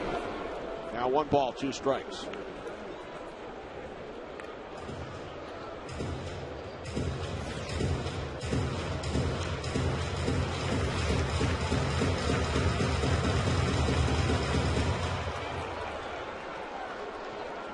No fly ball outs for Neiman. 6 ground outs, 5 strikeouts.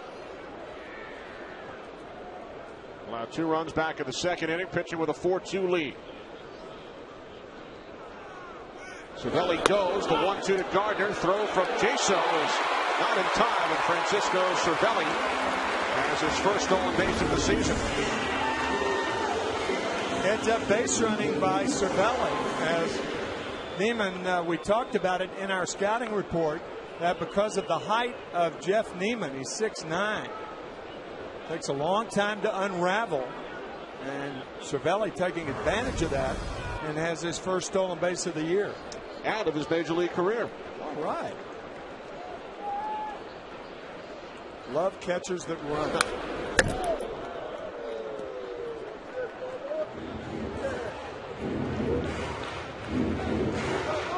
How about Benji Molina last night? Cycle. Unbelievable, and had to be taken out of the game because of a slight fly. Benji Molina, one of the slower players in the major leagues. I think the triple was his 4th hit, right? It was. And Texas won again. Tough team.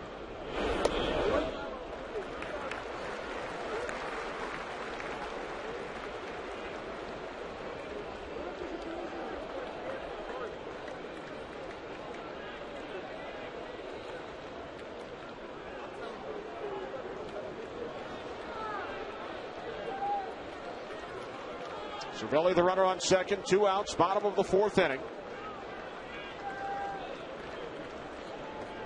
Payoff pitch to Gardner, who has driven in both Yankee runs, and he works out a walk.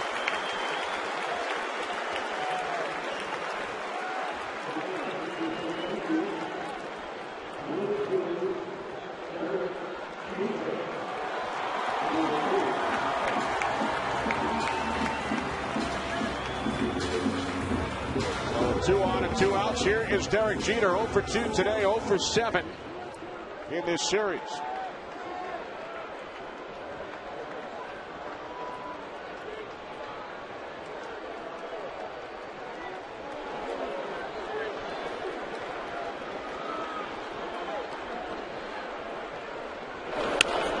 First pitch on 1 hop. Brilliant to Pena, and the Yankees strand 2 in the 4th. Coming up, we'll chat with Yankee skipper Joe Girardi.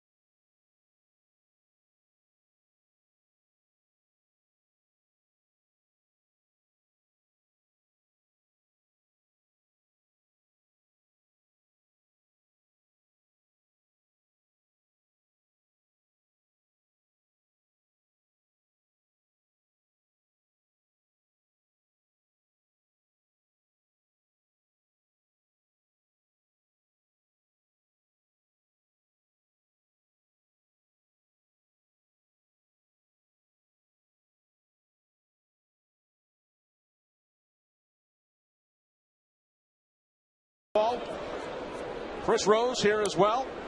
Rays lead the Yankees 4-2, top of the 5th inning.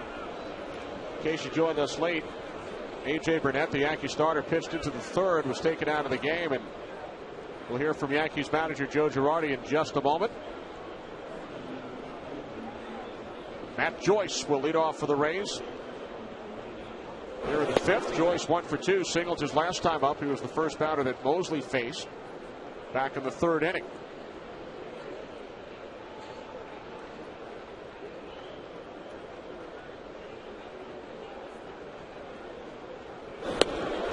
Rays did not score a run in the 4th. They had a couple of base runners. A 33-pitch inning for Mosley. Did not allow a run. Rays with 1 in the 1st, 2 in the 2nd, and a run in the 3rd. Carlos Pena with 2 RBIs, and Reed Brignac with a 2-run homer back in the 2nd inning. Yankees scored their 2 runs on a Brett Gardner 2-run single in the 2nd. Dustin Mosley, you think after spending all those years in the minor leagues, he's concerned with the pitch count? It's refreshing. Happy to be up with the big club. That's right. 2-2 on Joyce, with John Jaso waiting on deck.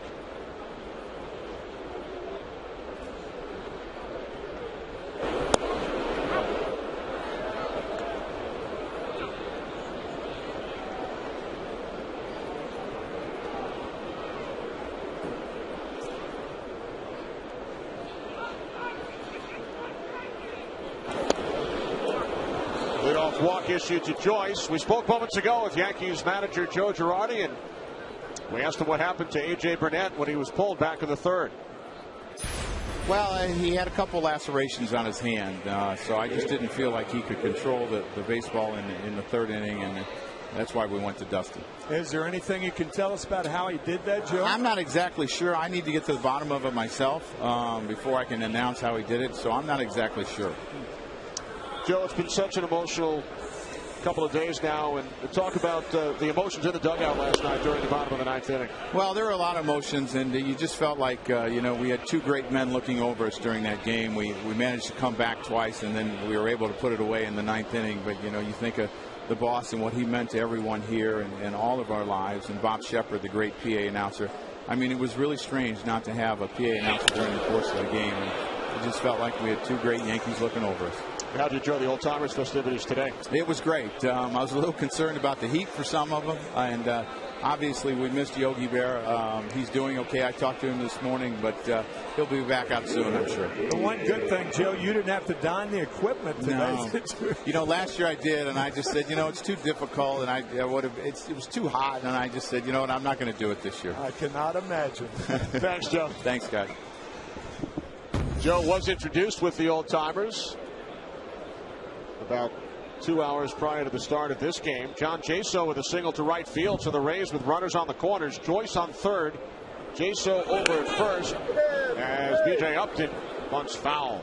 That's a safety squeeze right there. The delay by Joyce on third base, and with nobody out, that is very unusual. Particularly with a guy at the plate that you're going to have a tough time doubling. Watch the runner at third base. He's going to make sure he gets it down and then commit.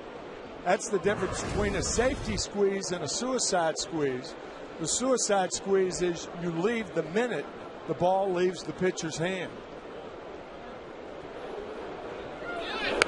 Upton again looking to lay down the bunt. And again, a safety squeeze. 2 in a row. I have never seen that. 2 safety squeezes in a row. He's trying to bunt it toward first base. Teixeira has to hold the runner on, so that prevents him from charging in a hurry. I have never seen 2 safety squeezes in a row.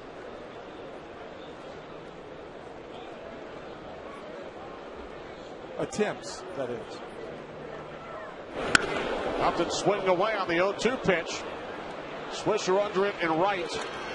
Joyce tags, and he will score. Sacrifice fly, RBI number 31 for B.J. Upton, and the Rays now lead the Yankees 5-2. Well, how about this quote earlier this week from Joe Madden?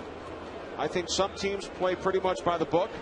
Others, like himself, are willing to pick up another book. For the most part, I think we are somewhat unique in what we're willing to try new things. Everything we try, it's not a hunch. It's not seat of the pants. It's pretty much well thought out in advance.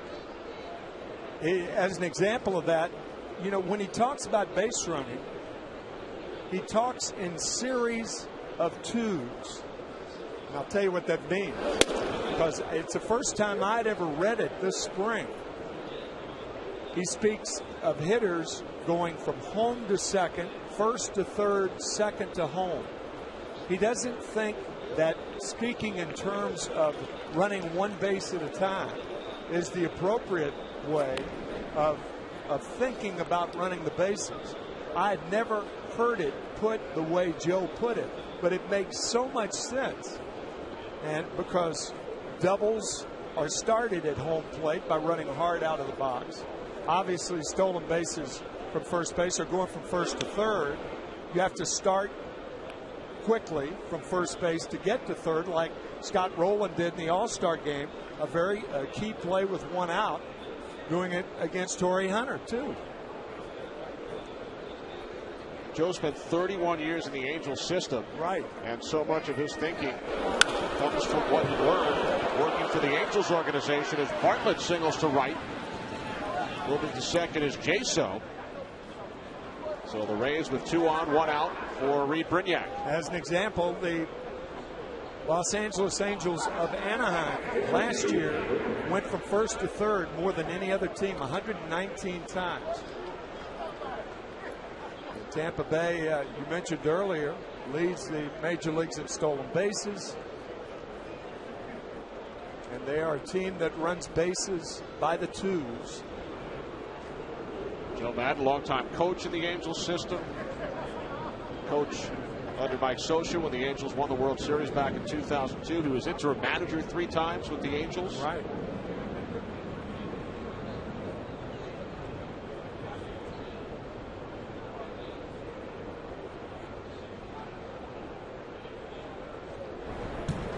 The left-hander Boone Logan called up today by the Yankees, up and throwing in the pen.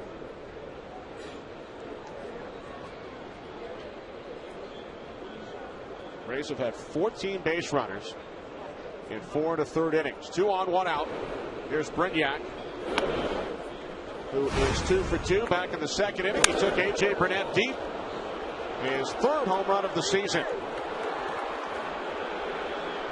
And gave the Rays a 3-0 lead. He singled off Mosley in the 4th.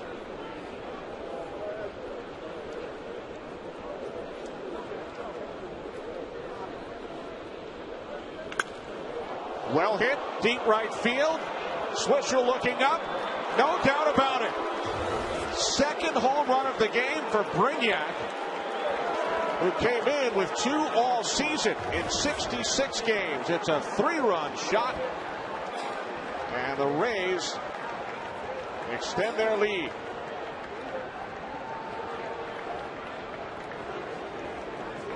What a day for the rookie, Reed Brignac. 3 for 3, including 2 home runs, 5 RBIs, 2 runs scored.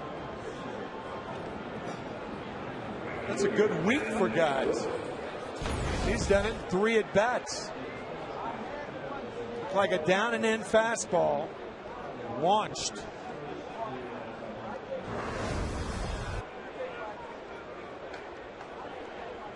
First career 2 home run game for Brignac.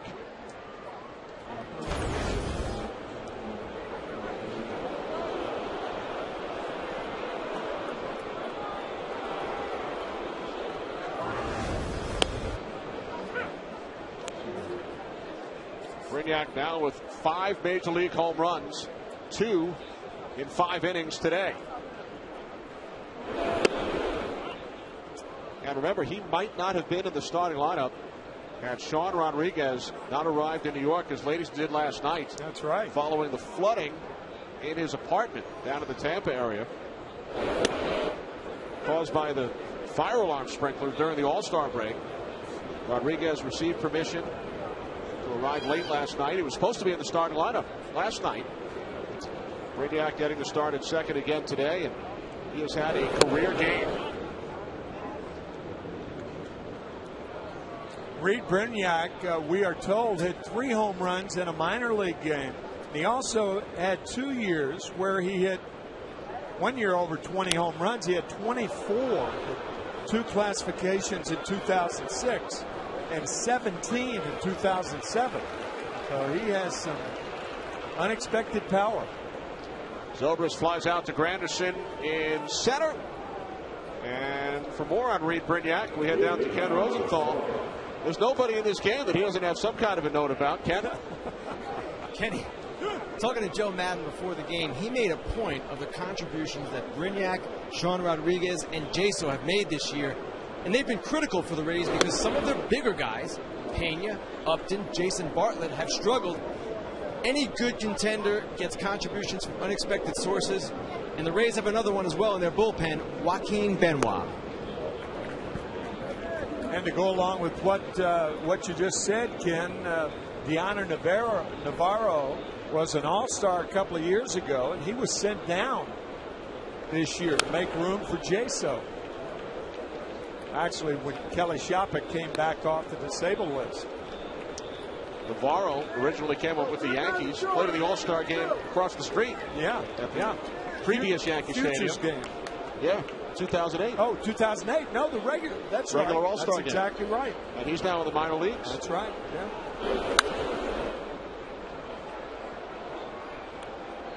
Rays now lead at 8-2. Carl Crawford has not reached base today. He's 0 for 3. He's the only Rays starter who has not reached base.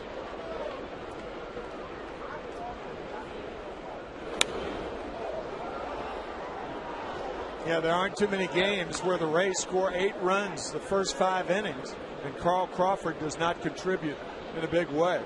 Joaquin Benoit is now up and throwing. Remember, he gave up the 2 home runs in last night's game. Or 1 home run to Posada. Crawford strikes out, but the Rays extend their lead. Reed Brignac with a pair of 2-run home runs in the second and then again in the 5th.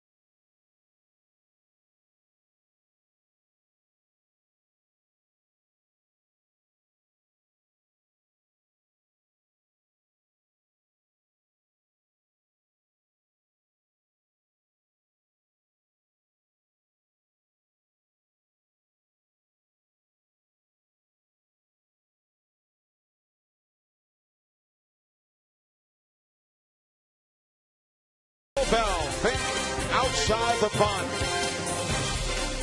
Bottom of the 5th inning, Rays lead the Yankees 8-2. Tampa Bay scoring 4 in the top of the 5th inning. Reed Brignac, the number 9 hitter, with his second 2-run home run of this game. And now Nick Swisher will lead things off for the Yankees against Jeff Neiman. Swisher 0 for 2. He has grounded out twice.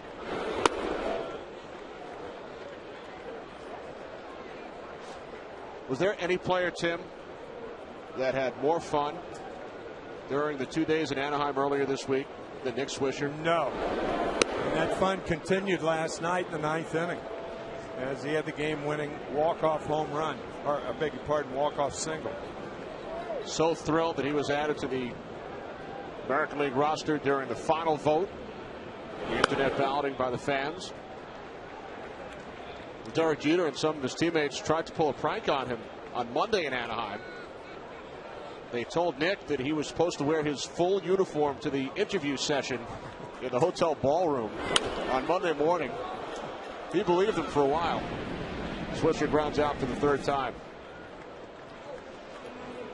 Knowing Nick, had he worn his uniform to that interview session, would have still been all smiles, even with everybody else in street clothes. I'll tell you, Kevin Long, the hitting instructor, has had a lot to do with his success this year. Keeping his head still, trying to hit the ball up the middle, using all parts of the field in which to hit. And you talk to Kevin, and Kevin gives you the idea that he's as proud of Nick Swisher as he is of anybody he's ever had. And he's had a few, and has helped a lot.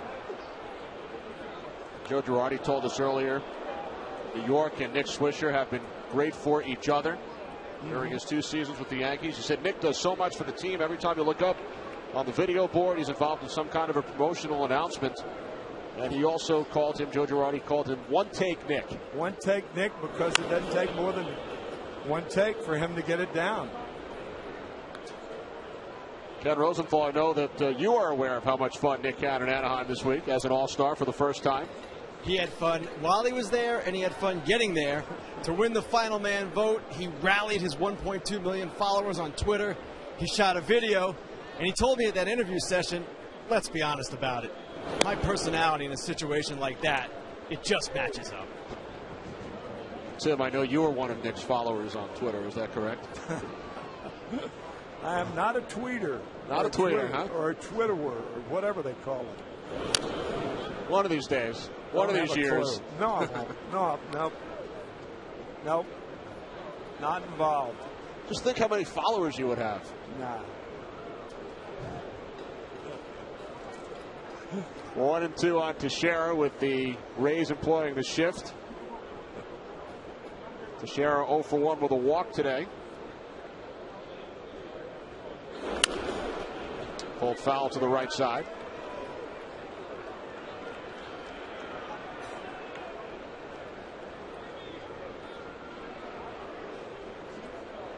Nick Swisher now in rare company along with his dad Steve. Father-son all-star tandem. Steve on the National League roster in 1976, although he did not play in the game.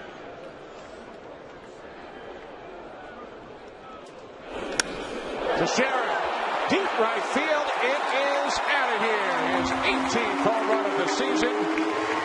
The Rays lead is now 8-3.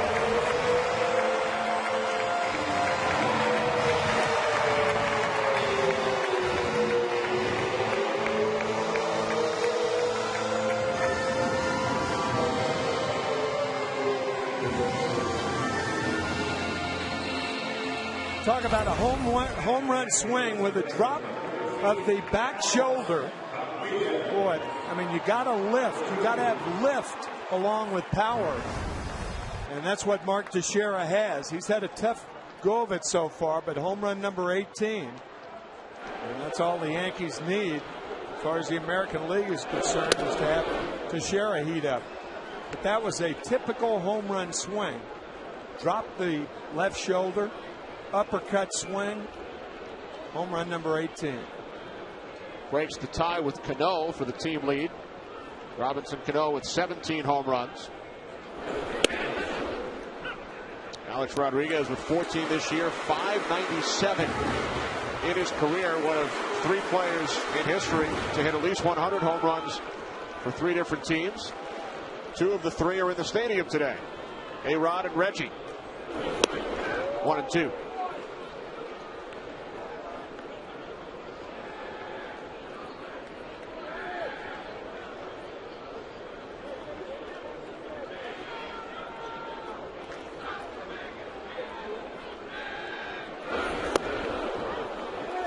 Rodriguez down on strikes. 6th strikeout for Jeff Neiman.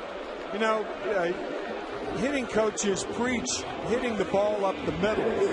For the biggest reason is there's more room up the middle going from there to there than there is between the second baseman and the first baseman and the shortstop and the third baseman.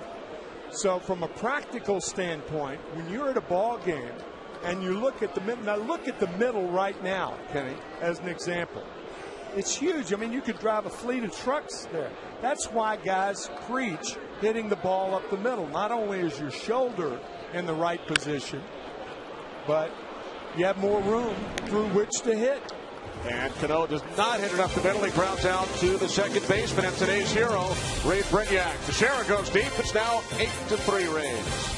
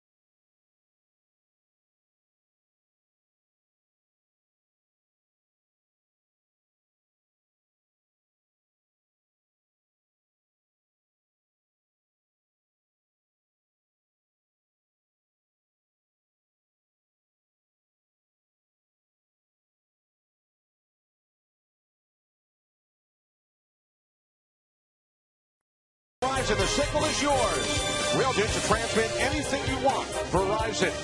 And by Chevrolet, every model is backed by a 100,000-mile, 5-year powertrain limited warranty.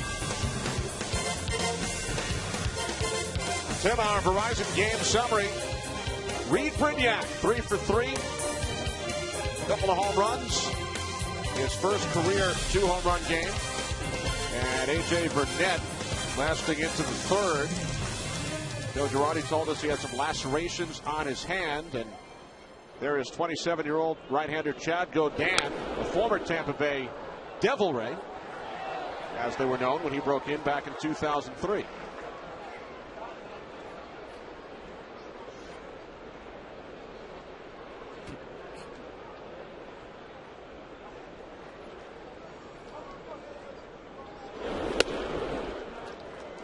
Evan Longoria has reached base twice. He scored 2 runs.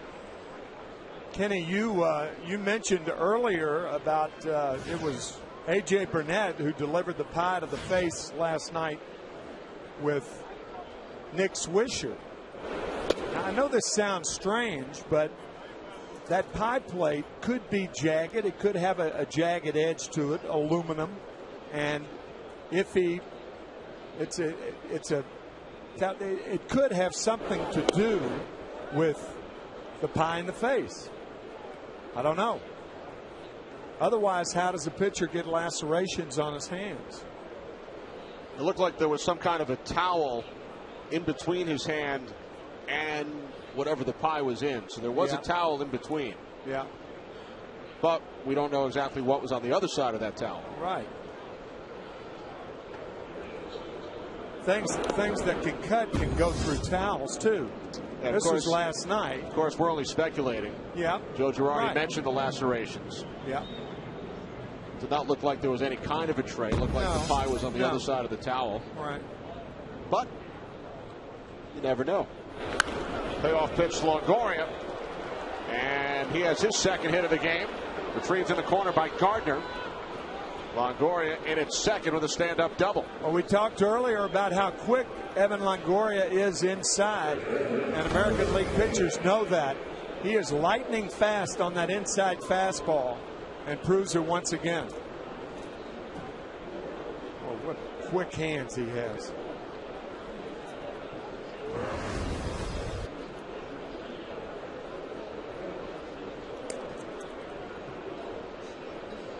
So the leadoff man is on for the Rays for the 4th consecutive inning. Here's Carlos Pena. Pena's driven in a couple of runs. RBI double in the first. Run scoring single in the third. Right back to the box off the glove of Gaudin. And Pena is safe at first. Rays have runners on the corners. I remember Joe Madden telling us before the game that we've got to get Pena going. Well, this is his 3rd hit of the day. Couple of RBIs. He doubled in the first, doubling in Longoria, then singled in Longoria in the 3rd inning, and now a single here in the 6th.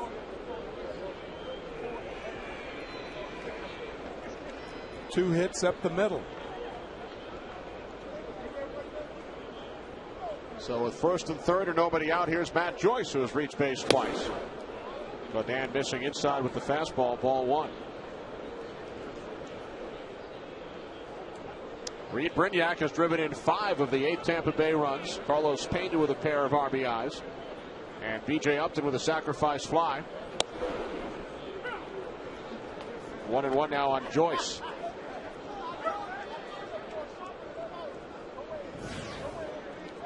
John Jaso waiting on deck. Top of the 6th inning from Yankee Stadium. Rays 8 and the Yankees 3. Now 2-1. Again, to look at the patches honoring the lives of longtime Yankee owner George Steinbrenner and public address announcer here at Yankee Stadium from 1951 through 2007. Bob Shepard, his widow Mary on hand during the Old Timers Day festivities. Received a warm ovation from the crowd when she was introduced. George Steinbrenner's funeral took place earlier today. A private ceremony down in the Tampa area. Joyce draws his second walk, and the bases are loaded here in the top of the 6th inning.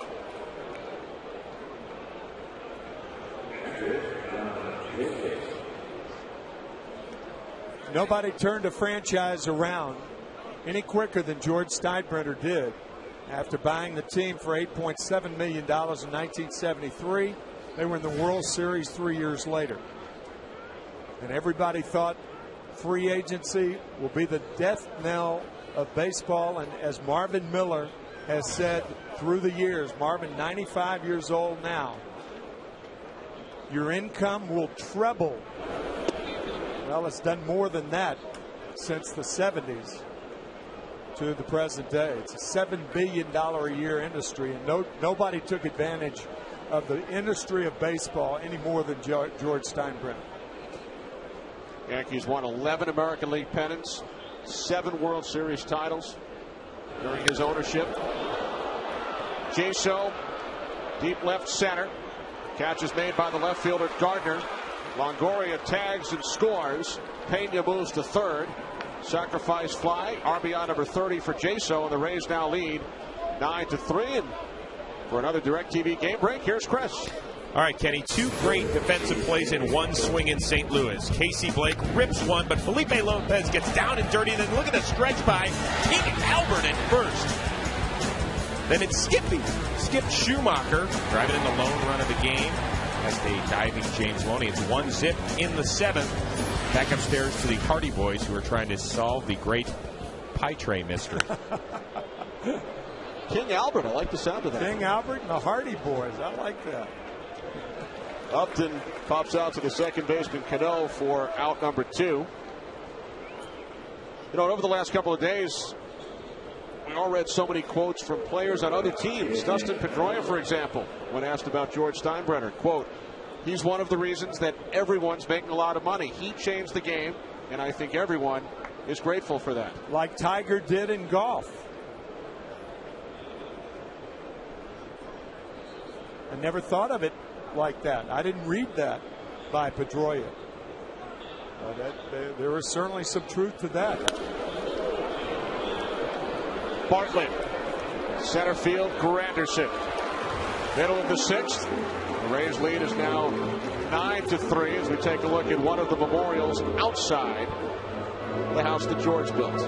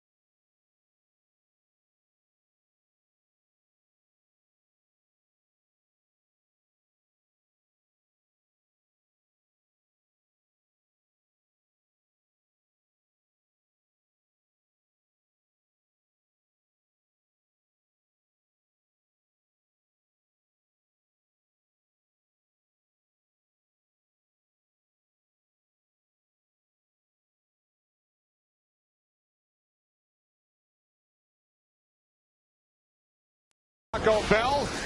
Taco Bell think outside the bun.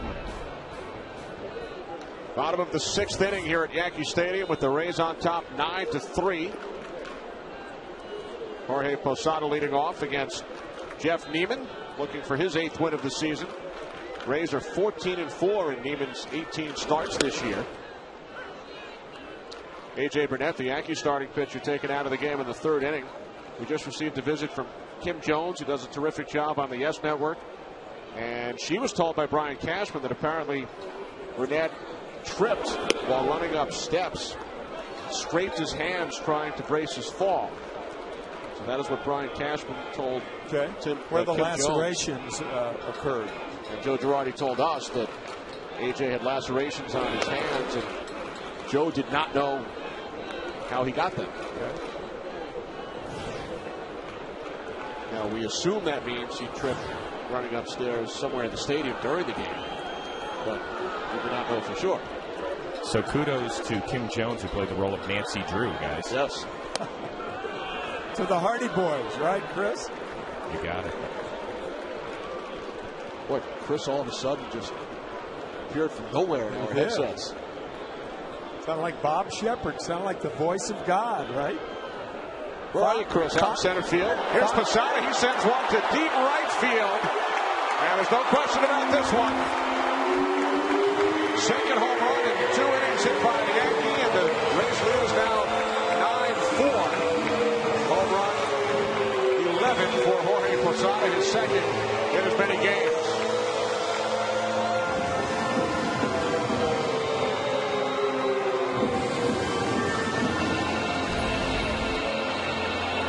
The Yankees are such a dangerous team in this ballpark, in any park, but particularly with that inviting right field porch. Their left-handed hitters can reach it easily. All of them.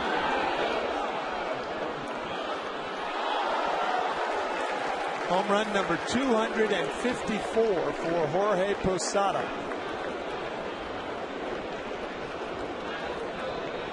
Not Posado. No. That was hit more like Sadaharo. Yes. The all-time home run king in Japan. Right. All-time home run king in the world. That's right. Over 800. Yes. I think close to 860. But, you know, we talked about the core four about 3 weeks ago. Mariano Rivera, Derek Jeter, they're locks for the Hall of Fame. Probably Andy Pettitte. 103 games over 500, and nobody over 100 games. 100 games over 500. That's not in the Hall of Fame. And you could really make a case for Jorge Posada. 16 years with at least one game played for the same team. That's second to Johnny Bench of the Reds, who did it 17 years. Granderson grounds out to the first baseman Pena for out number 1. The thing about those who vote for the Hall of Fame is that they often try to compare the numbers that a catcher puts up with the numbers that an outfielder or an infielder puts up. But you just can't compare the two. You can't compare a catcher to anybody because they're never going to have the offensive numbers that the other positions have, ever. May lead a league in RBIs like Johnny Bench did twice. I think you and I would both agree that there will be a place in Cooperstown for George Steinbrenner one day. No question about that. Absolutely. No doubt about that. That's easy.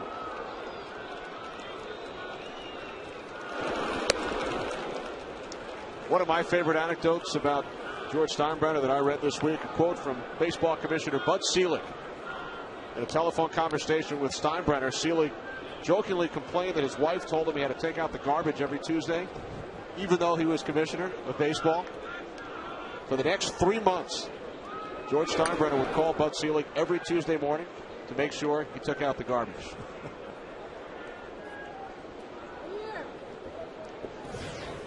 And apparently he did. Never missed a Tuesday. Well, I suppose someone has to do it.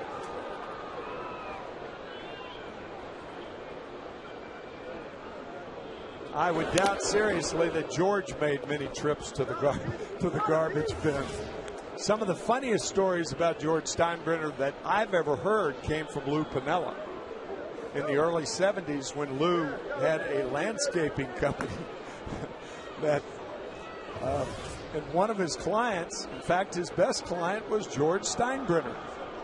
And in those days, the big money wasn't there, and guys had to work during the off season. And some of Lou Piniella's business stories are classic, but the ones involving George Steinbrenner are book material. And of course, Lou grew up in Tampa. Right. Serviced George's house in Tampa. Maybe Lou took out his garbage. Cervelli, deep right field, and the catch is made on the warning track by Zobrist. Maybe that was part of it. Lou, I remember one story about Lou putting this particular type of shrub in George's front yard. And George kept calling him and complaining, and he'd take the shrub out, put it back in. George kept complaining, take it out, put it back in. He kept complaining, and this happened like 6 times during the winter, and Lou never got it right. And finally, George made some complaint about, we'll see about it. If you ever become a Yankee, if you can't fix my yard, how are you gonna be a good hitter in the big leagues? That type stuff. Hilarious. From one Gardner to another, Brett Gardner at the plate.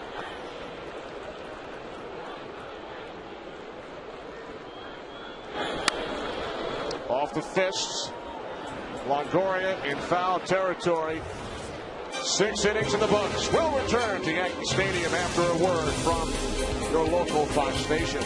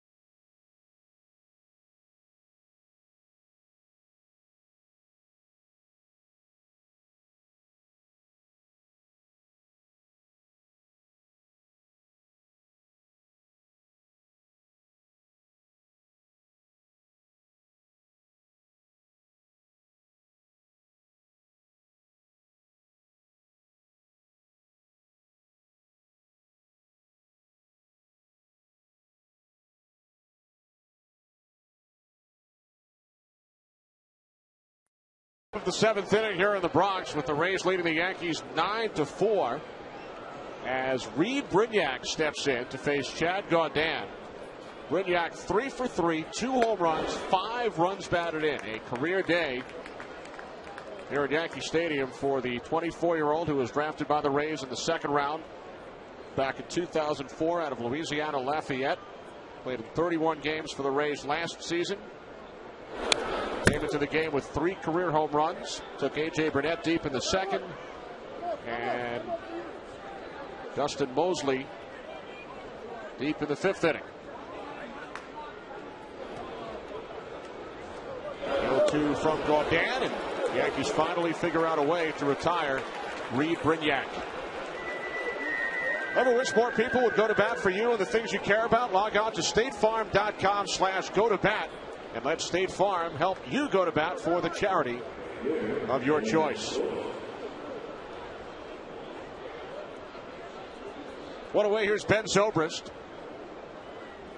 Zobrist reached on an error back in the 2nd inning, walked in the 4th. Rays lead the Yankees 9-4 after the Yankees won last night's game in walk-off fashion 5-4 on a Nick Swisher game-winning hit in the bottom of the 9th inning. 3rd walk-off win for the Yankees this season. Marcus Timms had the first 2 walk-off hits for the Yankees.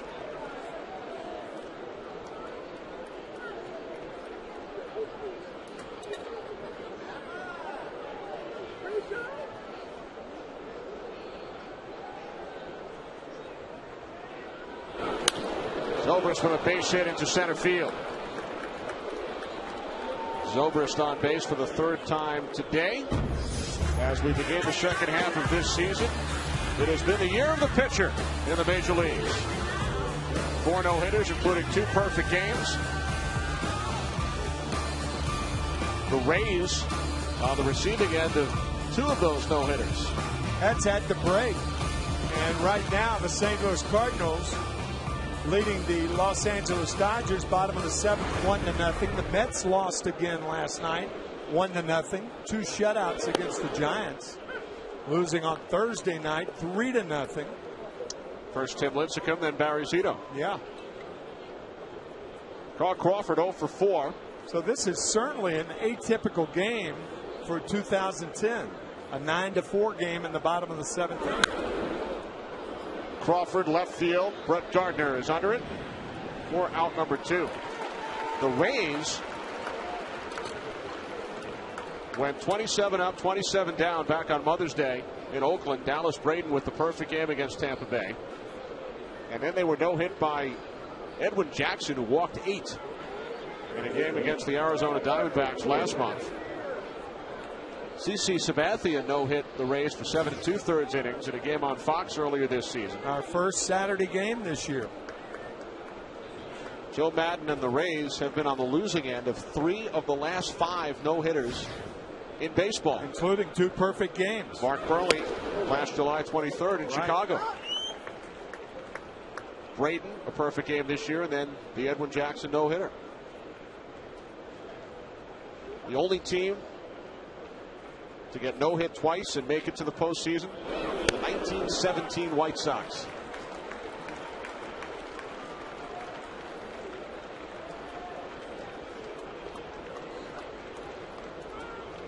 But the Rays, despite getting no-hit twice, with the 2nd best record in all of baseball, trailing only the New York Yankees.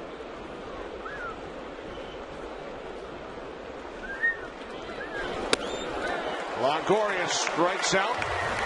7th inning stretch time with the Rays leading the Yankees by 5.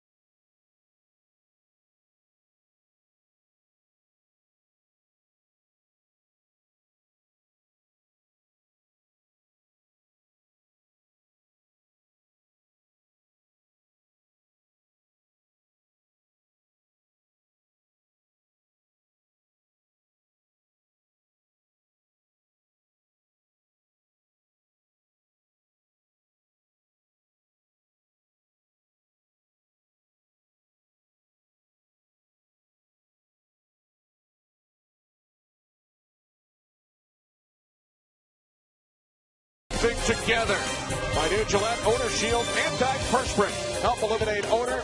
Don't just cover it up. And by State Farm with 17,000 agents, we've got the best lineup in the game. Braves lead the Yankees 9-4, middle of the 7th inning. Earlier today, the 64th Old Timers Day here at Yankee Stadium. Over 40 former Yankee players and coaches on hand. They all received terrific ovations from the crowd. Took part in a 2-inning game. Yankees honored the 1950 World Series champion Yankees.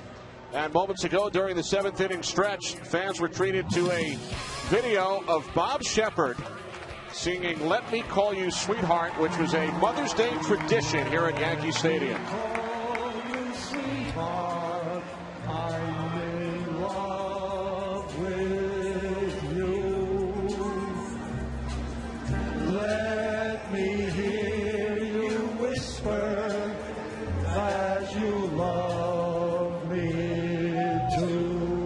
Magnificent. And how appropriate that Derek Jeter will lead off for the Yankees, introduced by Bob Shepard here in the bottom of the 7th inning. Derek Jeter quoted earlier this week, Tim, Bob Shepard is as much a part of this organization as any player. And the heartfelt sentiments coming from the Yankee captain. Bob Shepard, a former quarterback at St. John's University, a Navy officer during World War II, chairman of the speech department at John Adams High School in Queens, an adjunct professor of speech at St. John's University, and an institution as the public address announcer for not only the Yankees, but the football giants as well. Jeff Neiman and the Rays leading the Yankees 9-4. Derek Jeter is 0 for 3.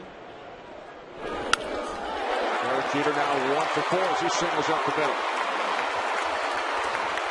Prior to that at bat, Derek only 2 for his last 23.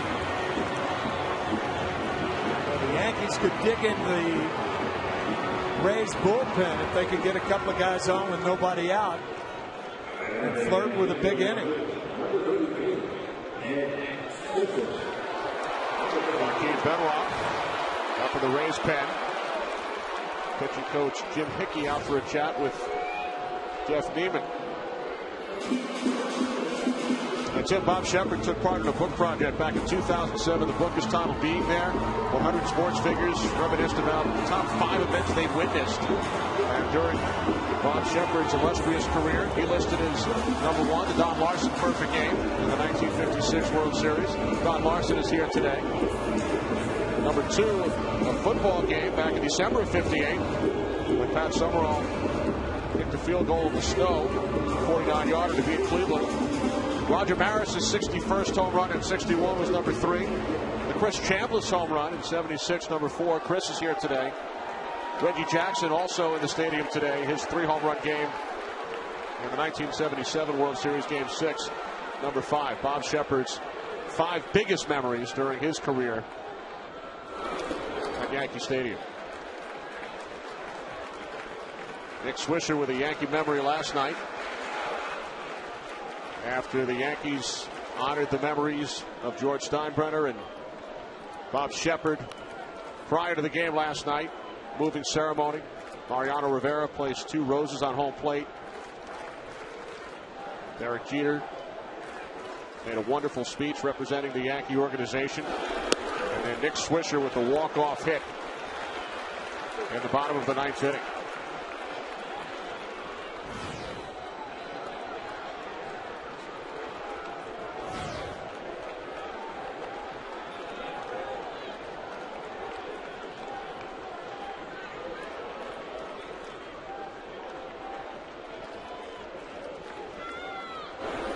Many Yankee fans made the correlation between the rally last night and the game back on August 6, 1979, when the entire Yankee team returned from the funeral of their captain Thurman Munson. Bobby Mercer, who was so close to Thurman and the Munson family. Same scores. Yeah, Mercer with the game-winning hit. Right. 2-run walk-off in the bottom of the ninth to defeat the Orioles 5-4. Back on August 6, 1979, same final score as last night. Bobby with a 3-run home run in the 7th. Home run in the 7th. Nick Swisher with the home run in the 8th last night. And right. Bobby Mercer and Nick Swisher with the walk-off hits. And Bobby's widow Kay here in the stadium today took part in the All-Timers festivities as well, along with Diana Munson.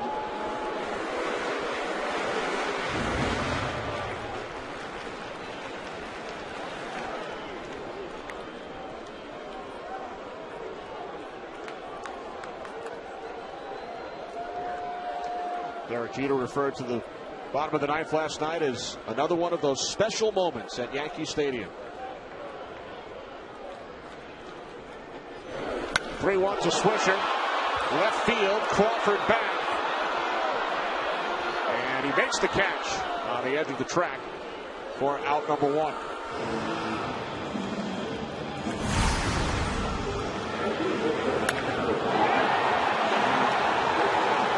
Home run of the season for Swisher. And then at the bottom of the ninth, Ernest Granderson scores the game-winning run. Yankees 5 and the Rays 4.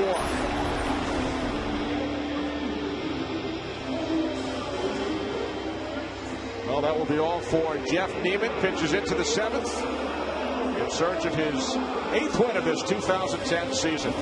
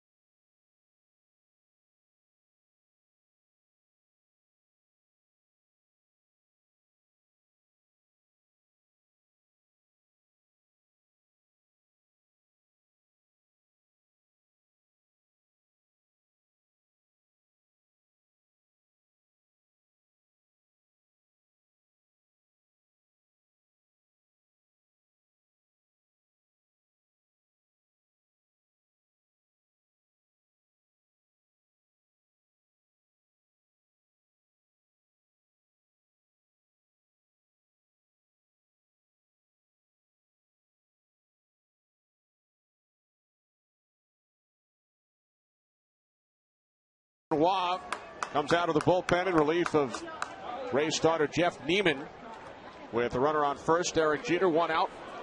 Bottom of the 7th inning. 5-run lead for the Rays, and Mark Teixeira steps in with a solo home run in the 5th inning off Neiman his last time up. Benoit allowed a home run to the first batter he faced last night in the 8th inning. That was Nick Swisher. That was the game tire, right? In fact, he's given up only 3 runs all year. All have been solo home runs.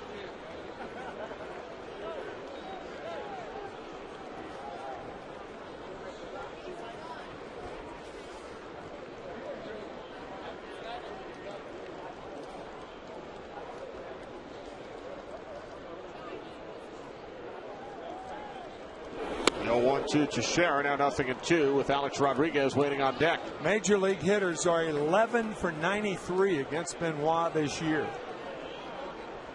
That is a 118 average, and it's tops among major league relievers. Benoit did not pitch last season following rotator cuff surgery. Spent 14 years in the Texas Rangers organization. 0-2. Teixeira gets the bat on it with the Rays once again employing the shift. Only one infielder on the left side of the infield. There's Neiman, who went 6 1/3. The Rays have not lost a road game this year that Neiman has started. They are 8-0. And Neiman starts away from home.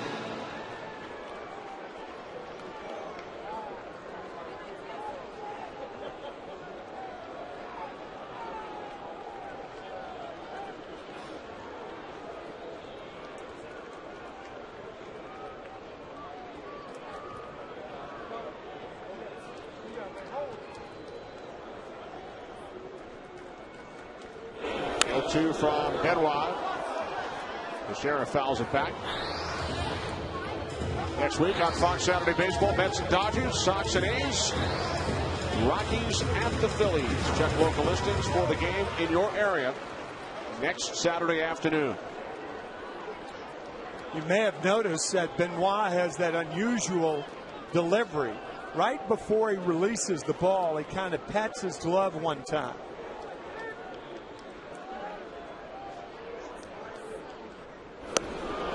Good splitter right there to get to Teixeira.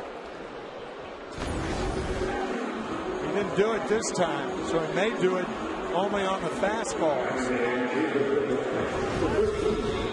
Which will be a key to the hitters. Maybe.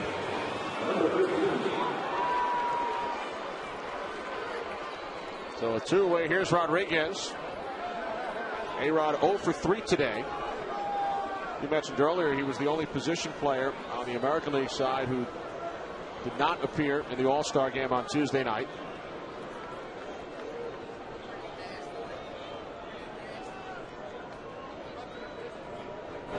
Some folks may have been wondering why he did not pinch hit in the 9th inning for catcher John Buck. Well, there were no other catchers available. So had the game gone into extra innings, Joe Girardi would have been in a bit of a quandary. Of course, you could bring back a catcher in the All-Star game.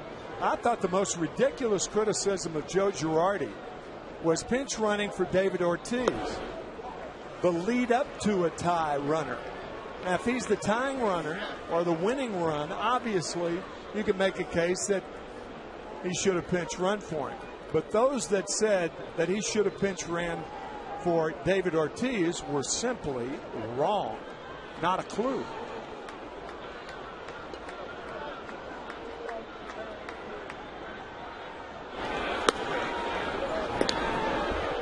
Alex handled it well after the game, pointing out that he has played in so many other All-Star games. Yeah, now Buck plops one in front of Marlon Byrd, so instead of giving Byrd credit, there were articles written criticizing Girardi for not pinch running for David Ortiz. Not one manager in baseball, I will guarantee you, not one manager in baseball would have pinch run for David Ortiz in that situation. Ever. Now, as it happens, Ortiz is forced at second base, and Joe's criticized. And in my view, it was just totally unwarranted.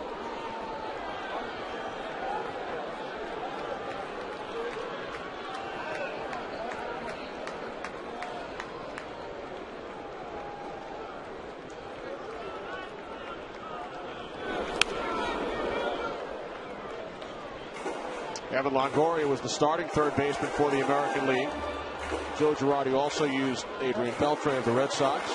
Ty Wigginton of the Orioles, although he did not bat, played the field. Right. So it's not easy to get 4 third basemen into an All-Star game. Well, Joe said today before the game, we were talking about it, and Joe said, well, if Beltre gets on, say Beltre ended up striking out. If he walks, then you're going to pinch run for him. Then you could pinch run Wigginton and bring him back into the game because Beltre had the bad hamstring. And then pinch hit A-Rod if you so desire. I mean, any of those other things, I think, are reasonable.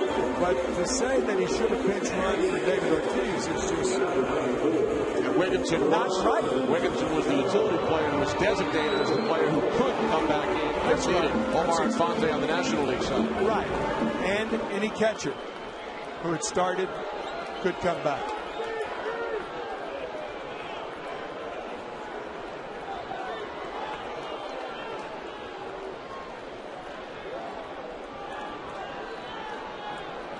Meanwhile, one swing of the bat, and the Yankees are right back in this tilt. First and second, 2 outs with Robinson Cano at the plate. Cano 1 for 3, doubled and scored back in the second inning.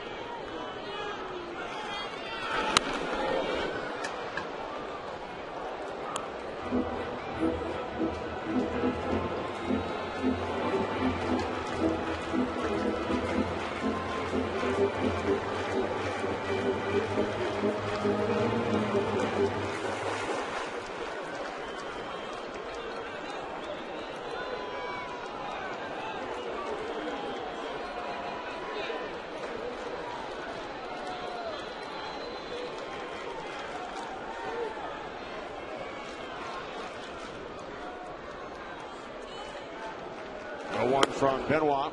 Fastball missing away. 1-1. Former Yankee Randy Choate up and throwing in the Rays pen. Yeah, one of the key hits in last night's game in the 9th inning. The leadoff single by Curtis Granderson against a left-handed pitcher.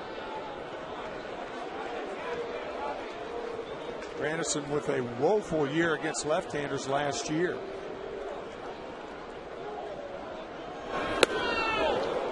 1-2 now on Cano.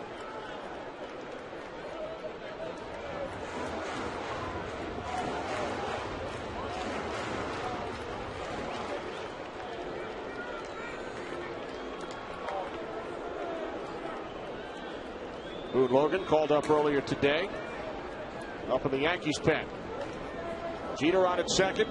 Rodriguez over at first. 2 outs, bottom of the 7th inning.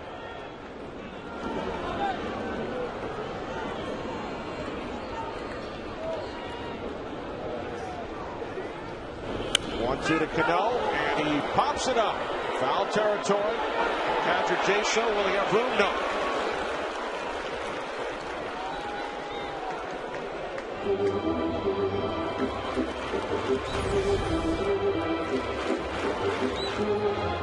That's a tough splitter thrown by Benoit, and Jaso runs out of room.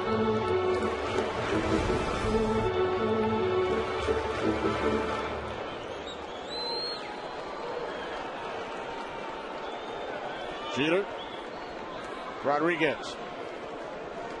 Rays with a 5-run lead.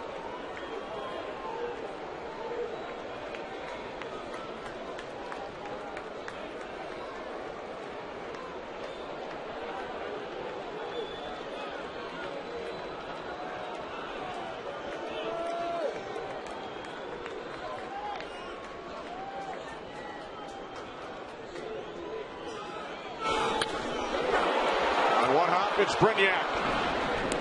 Yankees grab 2 in the 7th.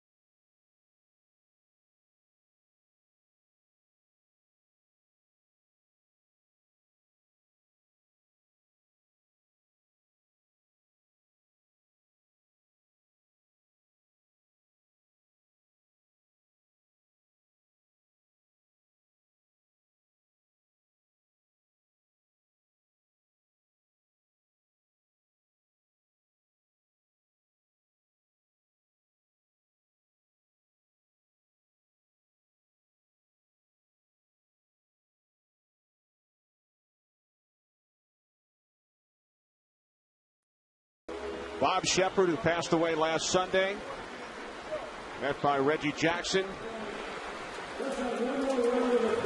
And posing for a photo with all of the old timers who are on hand at 64th Old Timers Day here at Yankee Stadium. And we've heard Bob's voice. We've seen his image on the video board throughout this game, as the Yankees continue to honor the memories of both George Steinbrenner and Bob Shepard during this weekend series against the Tampa Bay Rays, as Carlos Pena goes deep. His 19th home run of the year, third Rays home run of this game, and they now lead the Yankees 10-4.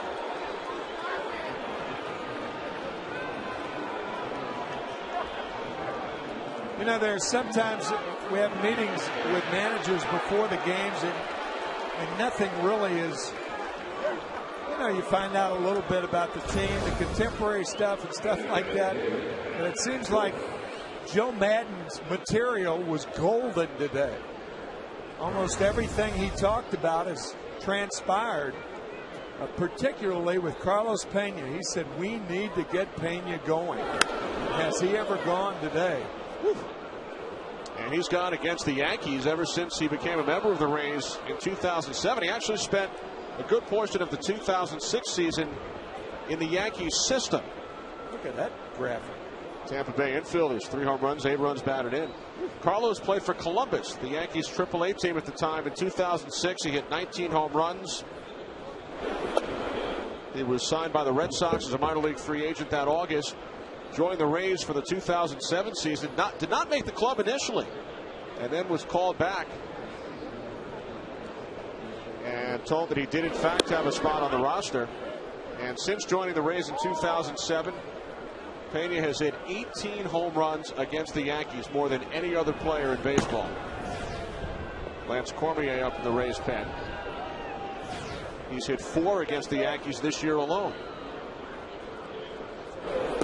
Carlos, a wonderful story. His parents left the Dominican Republic. They moved to the United States, the Boston area, wanting to educate their children in the United States. Carlos attended Northeastern University in Boston. Last year, he finished tied for the American League lead with 39 home runs with Mark Teixeira. Despite missing the last 25 games of the season, he was hit in the hand by a CC Sabathia pitch. Right, 2 fingers. Missed the last month. Matt Joyce down on strikes, 1 away. He's so interesting to talk to also. He's a traveler. They kid him about going to, he's been to Disney World over 100 times. And last winter, he took a 6-week trip to Europe and went to Paris, London, Berlin, Istanbul. Many members of his family on that trip. He's a fascinating man. And talk about a lot of things. Over 100 trips to Disney World. Over 100 trips to Disney World. He loves Disney World. And it's not that far from Tampa. No.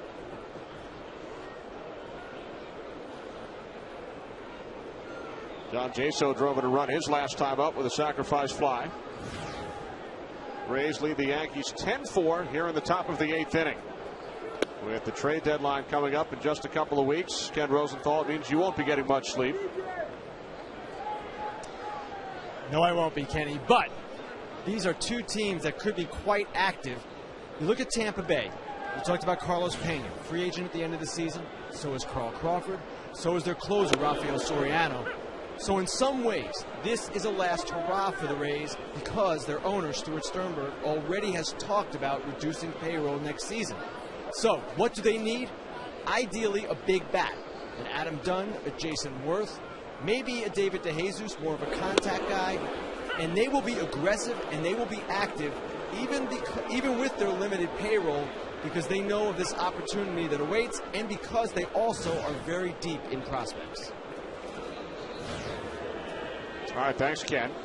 Ken will be averaging about 2 hours sleep during the next 2 weeks. He will also wear out his text plan on his cell phone. Well, I mean, what Ken says makes a lot of sense. Not only are they deep in their farm system, but you have, if they decide to trade either Brignac or Bartlett, then if Bartlett goes, you could put Brignac at shortstop. He's a natural shortstop. And if Brignac goes, obviously Bartlett is a very, very capable major league shortstop. So there are a lot of ways the Rays could go over the next couple of weeks. And obviously the Yankees too, with their treasure chest. Brignac's value has skyrocketed today.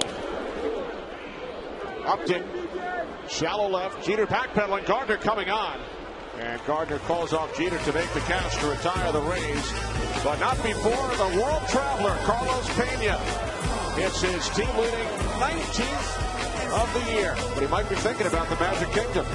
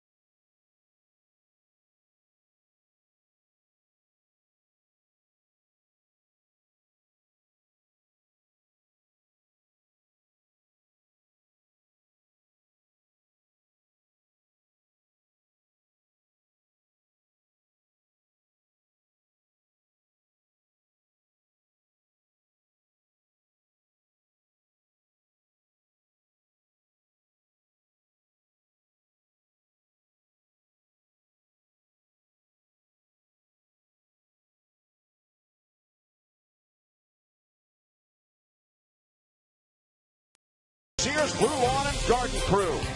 By Ink, the new business card from Chase. Make your mark with Ink. And by DirecTV. Now all the TVs in your home can be connected to just one DVR. Bottom of the 8th inning here at Yankee Stadium with the Rays leading the Yankees 10-4.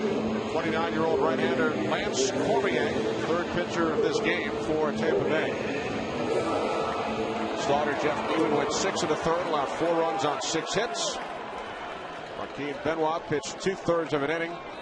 And now it's Cormier who allowed the game-winning hit to Swisher in the bottom of the 9th last night.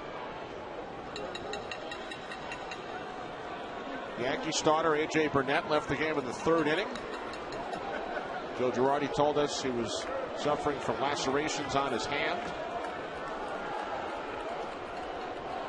We were told by Kim Jones, who covers the Yankees for the Yes Network, that she heard from General Manager Brian Cashman that Burnett tripped running upstairs, scraped his hands bracing his fall. Burnett allowed 4 runs on 4 hits in 2+ innings. Jorge Posada, a home run his last time up. 5 home runs in this game. 2 for the Yankees, Teixeira and Posada. Brignac has gone deep twice, and Carlos Pena with a solo shot for the Rays.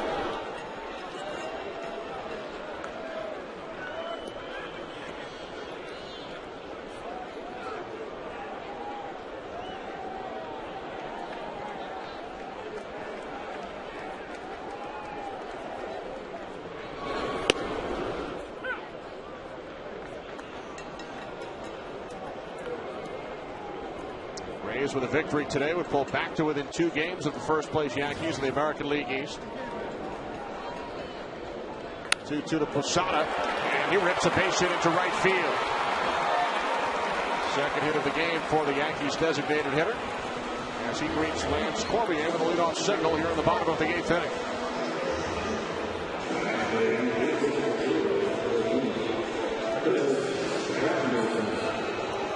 Here's Curtis Granderson, who scored the game-winning run last night. Granderson today is 0 for 2 with a walk, scored a run back in the second inning.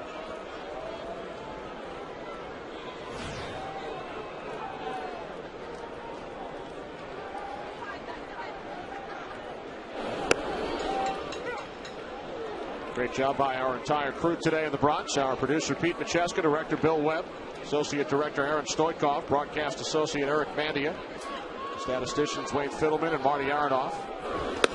Our technical producer is Sid Drexler, technical director Jonathan Evans. Pre-game show produced by Don Bowie.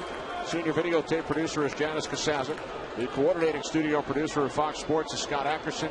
The senior VP of production is Jack Simmons. 1-1 to Granderson. Cormier missing high and away, now 2-1.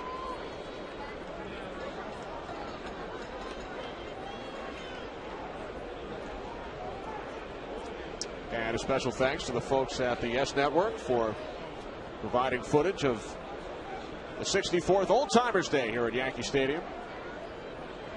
2-1 to Granderson. Left center. Crawford, 1 out. Tell you, the guy who the Rays have really missed this year, J.P. Howe, the left-hander who was so serviceable. Last year, I remember the game we did, Kenny, the day before, we were there on that Friday night, and we saw J.P. Howe coming out and pitching, and speculation was then that perhaps he could return in the next 2 or 3 weeks, which would have meant about the first week in June, but that was not to be. He has not pitched for them. And they have really missed him. He is a workhorse. They certainly have missed Howell. Rays do lead the American League in earned run average. They are the only team in baseball that has used only 5 starting pitchers. Their closer, Soriano, an all-star, has 23 saves. David Price started the All-Star game. Terrific young staff. Matt Garza with 10 wins.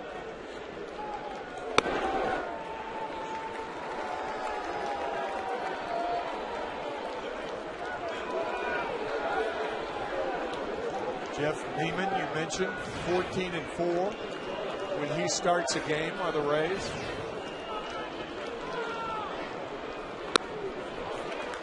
Four-pitch walk issued to Cervelli. So the Yankees with runners on first and second and only 1 out.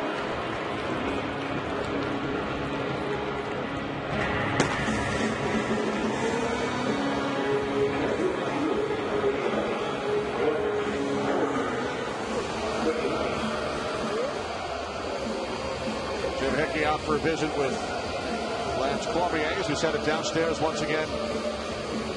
Ken Rosenthal, your thoughts on what the Yankees may do leading up to the trade deadline? Well, Kenny, as we saw with the Cliff Lee pursuit, the Yankees are forever big game hunting.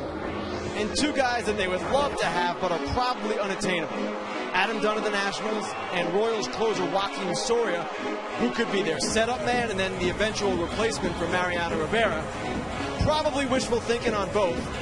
But there are some pieces that the Yankees could and will look to add. In the outfield, perhaps someone like Cody Ross, right-handed hitter who can fit well.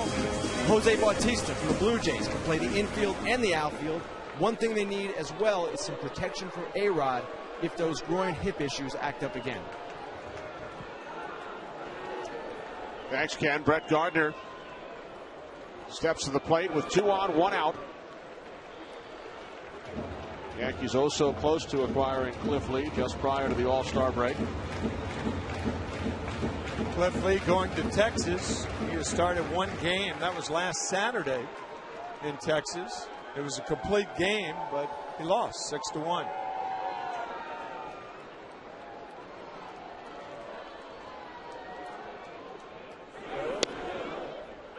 is that Texas a dangerous club now. Especially with that triples machine, Benji Molina,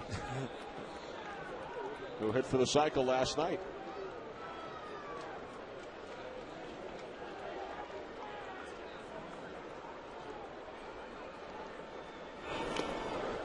Texas beating Boston the last couple of nights. They won on Thursday and then won again last night. Molina's triple, his 6th in 4,668 career at-bats. Completed the cycle with that triple in the 8th inning.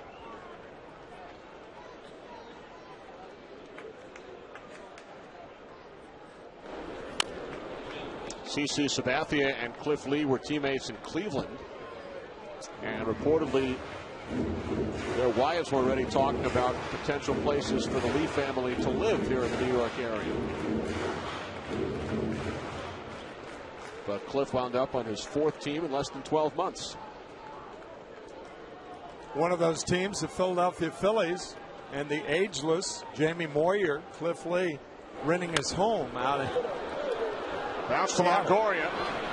And the Rays unable to turn to as Gardner is safe at first. Yeah, no chance to get Brett Gardner. He's too fast on any kind of high chopper, and that's why Longoria takes the sure out at second base.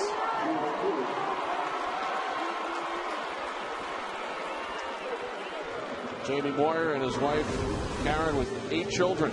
So no, it was a big home. A big home in Seattle. Right. Rented out to Cliff Lee, who no longer needs it. No. That will be all for Lance Cormier. Here comes Grant Balfour for the Rays.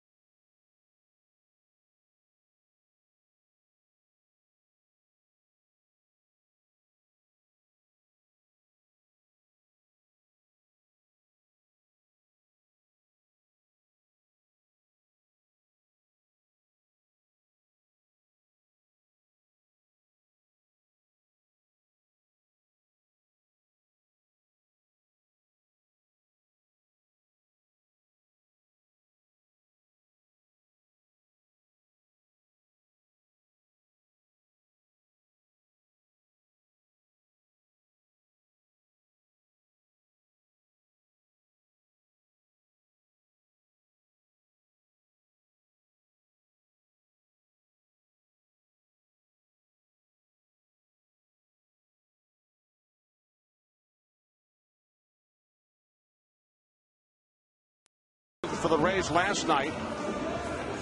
We'll try and close out this 8th inning for Tampa Bay with runners on the corners and 2 outs. Time now for another DirecTV game break with Chris Rose. Chris. All right, guys, we showed you the great defensive play by Albert Pujols earlier. How about this one off the bat of Garrett Anderson? I'll take that, thank you. Over to Kyle McClellan covering, and then Ryan Franklin on to preserve the 2-0 lead in the 9th.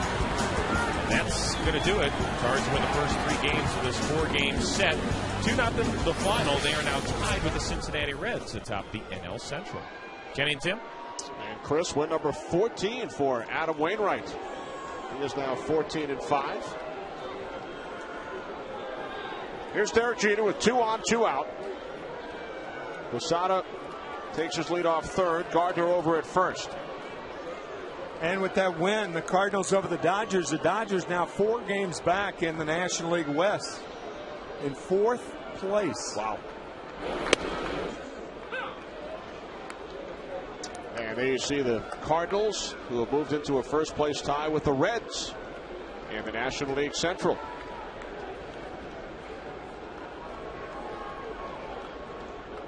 Dodgers will be on Fox next Saturday as they host the Mets.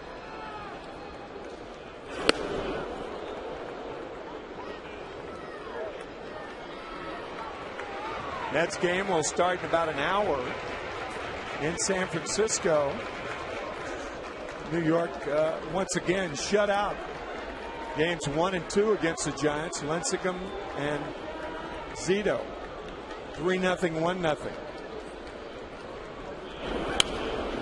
Derek Jeter said earlier this week, under the run of George Steinbrenner, there were 2 teams we could not lose to, whether in spring training or the regular season, the Mets or the Tampa Bay Rays. Right. The Mets for obvious reasons. Bragging rights in New York City. Tampa Bay, the hometown of, or the adopted hometown of George Steinbrenner.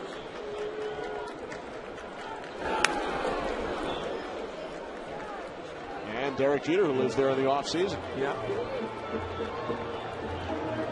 Of course, George never wanted to lose to the Red Sox either. In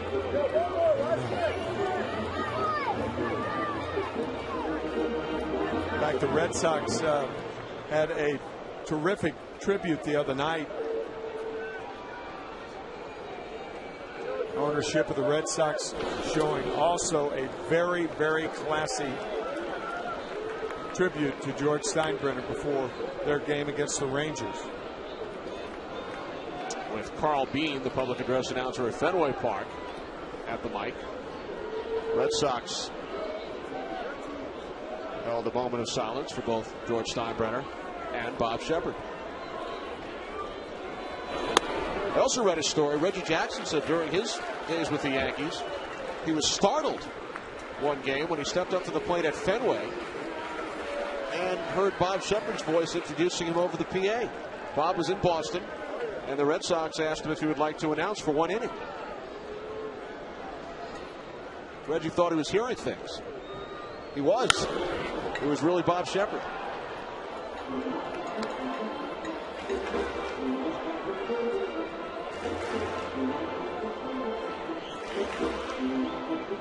Derek Jeter named captain by George Steinbrenner in 2003 during a series in Cincinnati. And Derek, along with Joe Girardi, presented George with his 2009 World Series ring in his office prior to the home opener. This past April, it's a race to first. And Jeter is out. Beaten to the bag, and that will end the inning. How about that play by Breniak? And he was out. Great play by Breniak. So through 8 here at Yankee Stadium, it's the Rays 10 and the Yankees 4.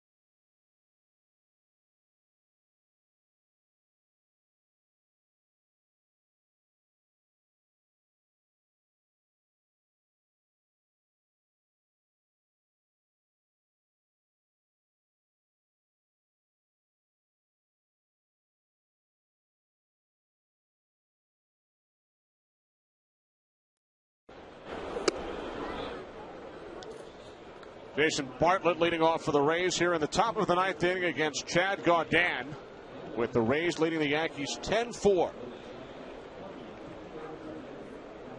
Bartlett has scored 2 runs in this game, both ahead of Reed Brignac, who has hit 2 home runs, a 2-run shot in the second, a 3-run homer in the 5th. Brignac also made a terrific defensive play to end the bottom of the 8th inning.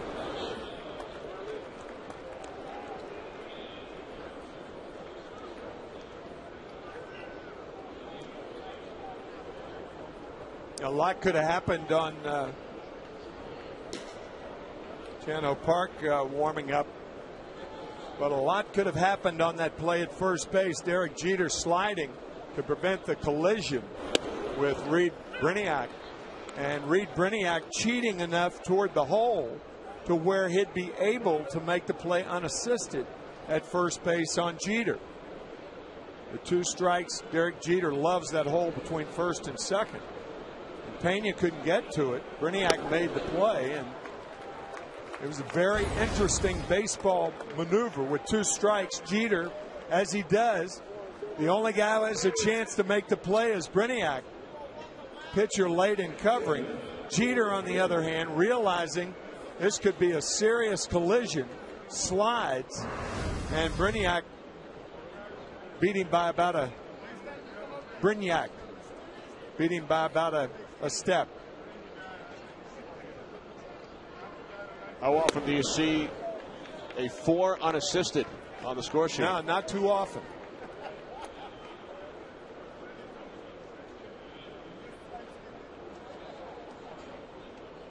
Brignac 3 for 4, 2 home runs. He's driven in 5. Behind the count, 0-2. Andy Sonnenstein up in the Rays pen.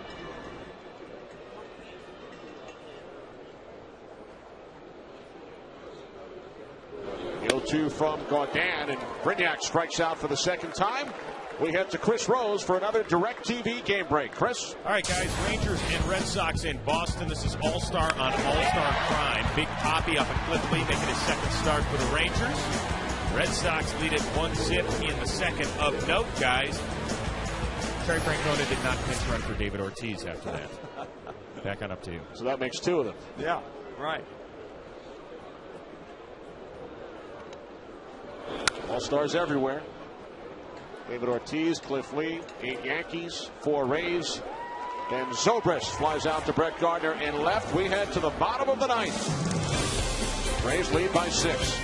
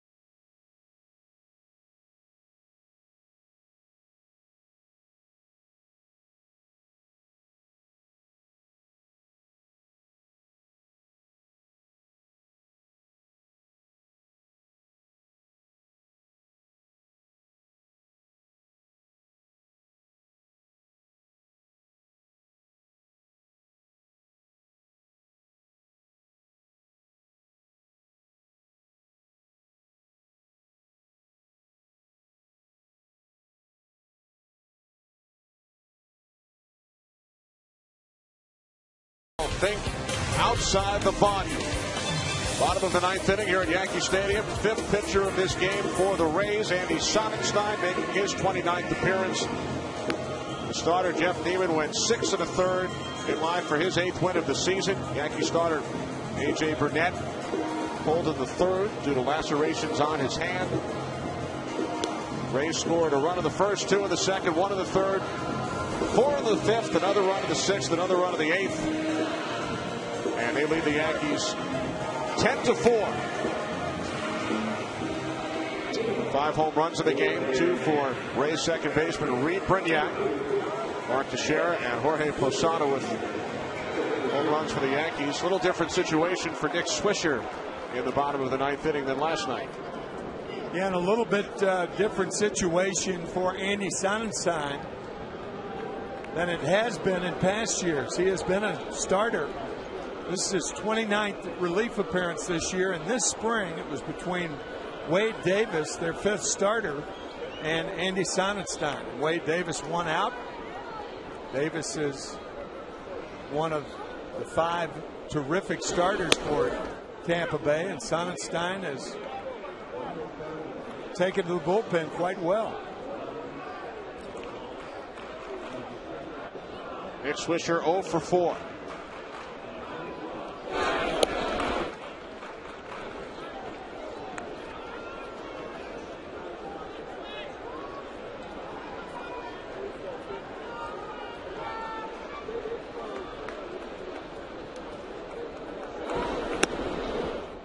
Now 2-1 on Swisher with Mark Teixeira waiting on deck.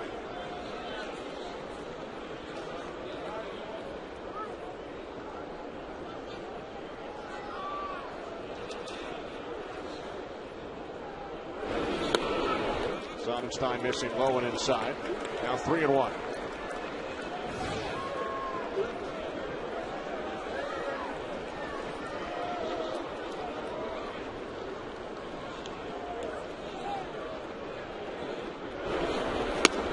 Swisher draws a leadoff walk here in the bottom of the ninth. With the Rays leading 10-4, here is our Coppertone Sports shining play of the game.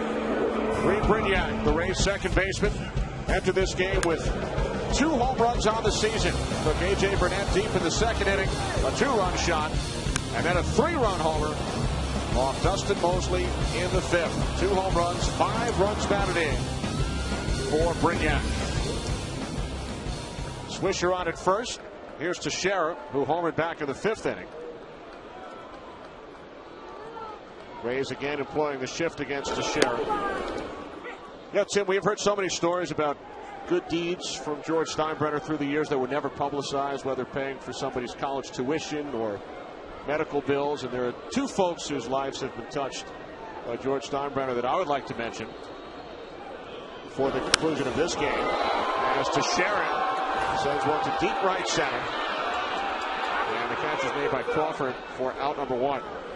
Bill Steimers, otherwise known as Bill the Baker, has had a permanent seat in the Yankees press box for over 3 decades. There he is. There's Bill. A friend of George Steinbrenner back in the 1970s. And he was obviously touched by George Steinbrenner through the years and his kindness. And he's a fixture here at Yankee Stadium and across town at Citi Field, the Mets' new ballpark.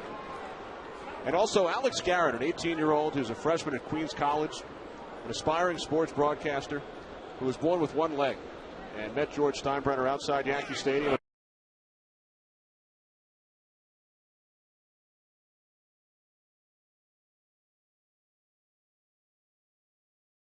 Quite a bond, and perhaps Alex will be sitting with you in the broadcast booth one day. Or are you? I think he's a play-by-play guy, so I think he'd rather work with you. But we'll see. But just 2 of the folks whose lives were touched by George Steinbrenner during his 37 years as Yankees principal owner. Those are nice stories, and they abound. Another fixture, Louis, one of the photographers here at Yankee Stadium.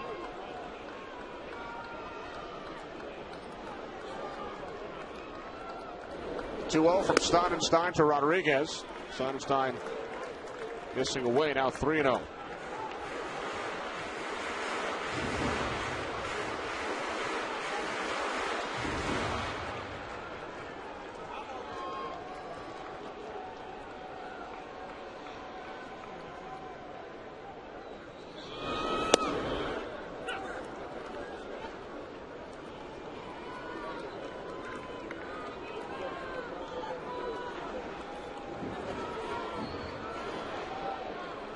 Robinson Cano waiting on deck. Dick Swisher on second base. 1 out. Bottom of the 9th inning. Rays leading the Yankees 10-4. Rays have now scored at least 8 runs in a game 25 times this season in 90 games.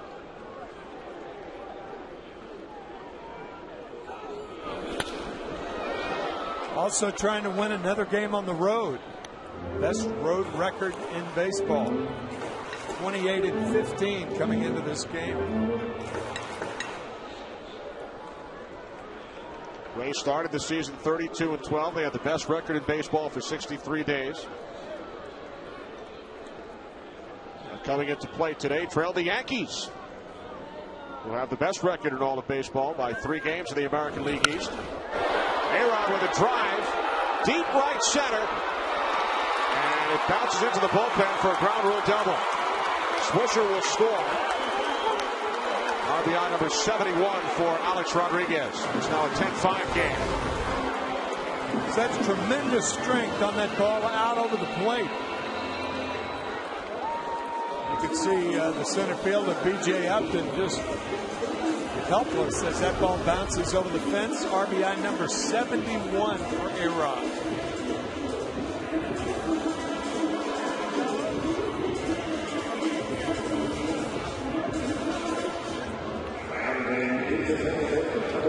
So the Rays lead is now 10-5. Here's Robinson Cano. Doubled and scored back in the second. Cano is 1 for 4.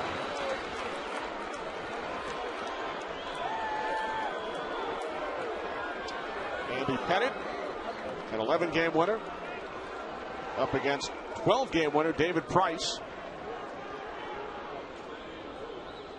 in the series finale here tomorrow.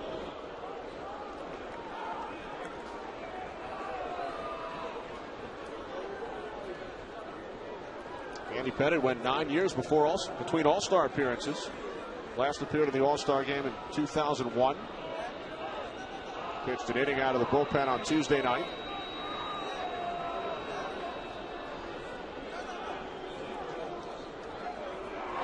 Oh, 0-1 to Cano. Behind second, Bartlett. Nice play. Fine play by Jason Bartlett. That's a big league play, particularly throwing out a guy who can run like Cano. All in one motion. Very nice.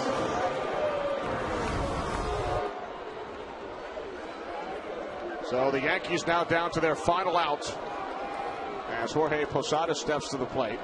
With a victory today, Tim, the Rays would have the same exact record, 55-35, as they did 2 years ago. Back in 2008, when they won the American League pennant, advanced to the World Series when they were beaten by the Phillies.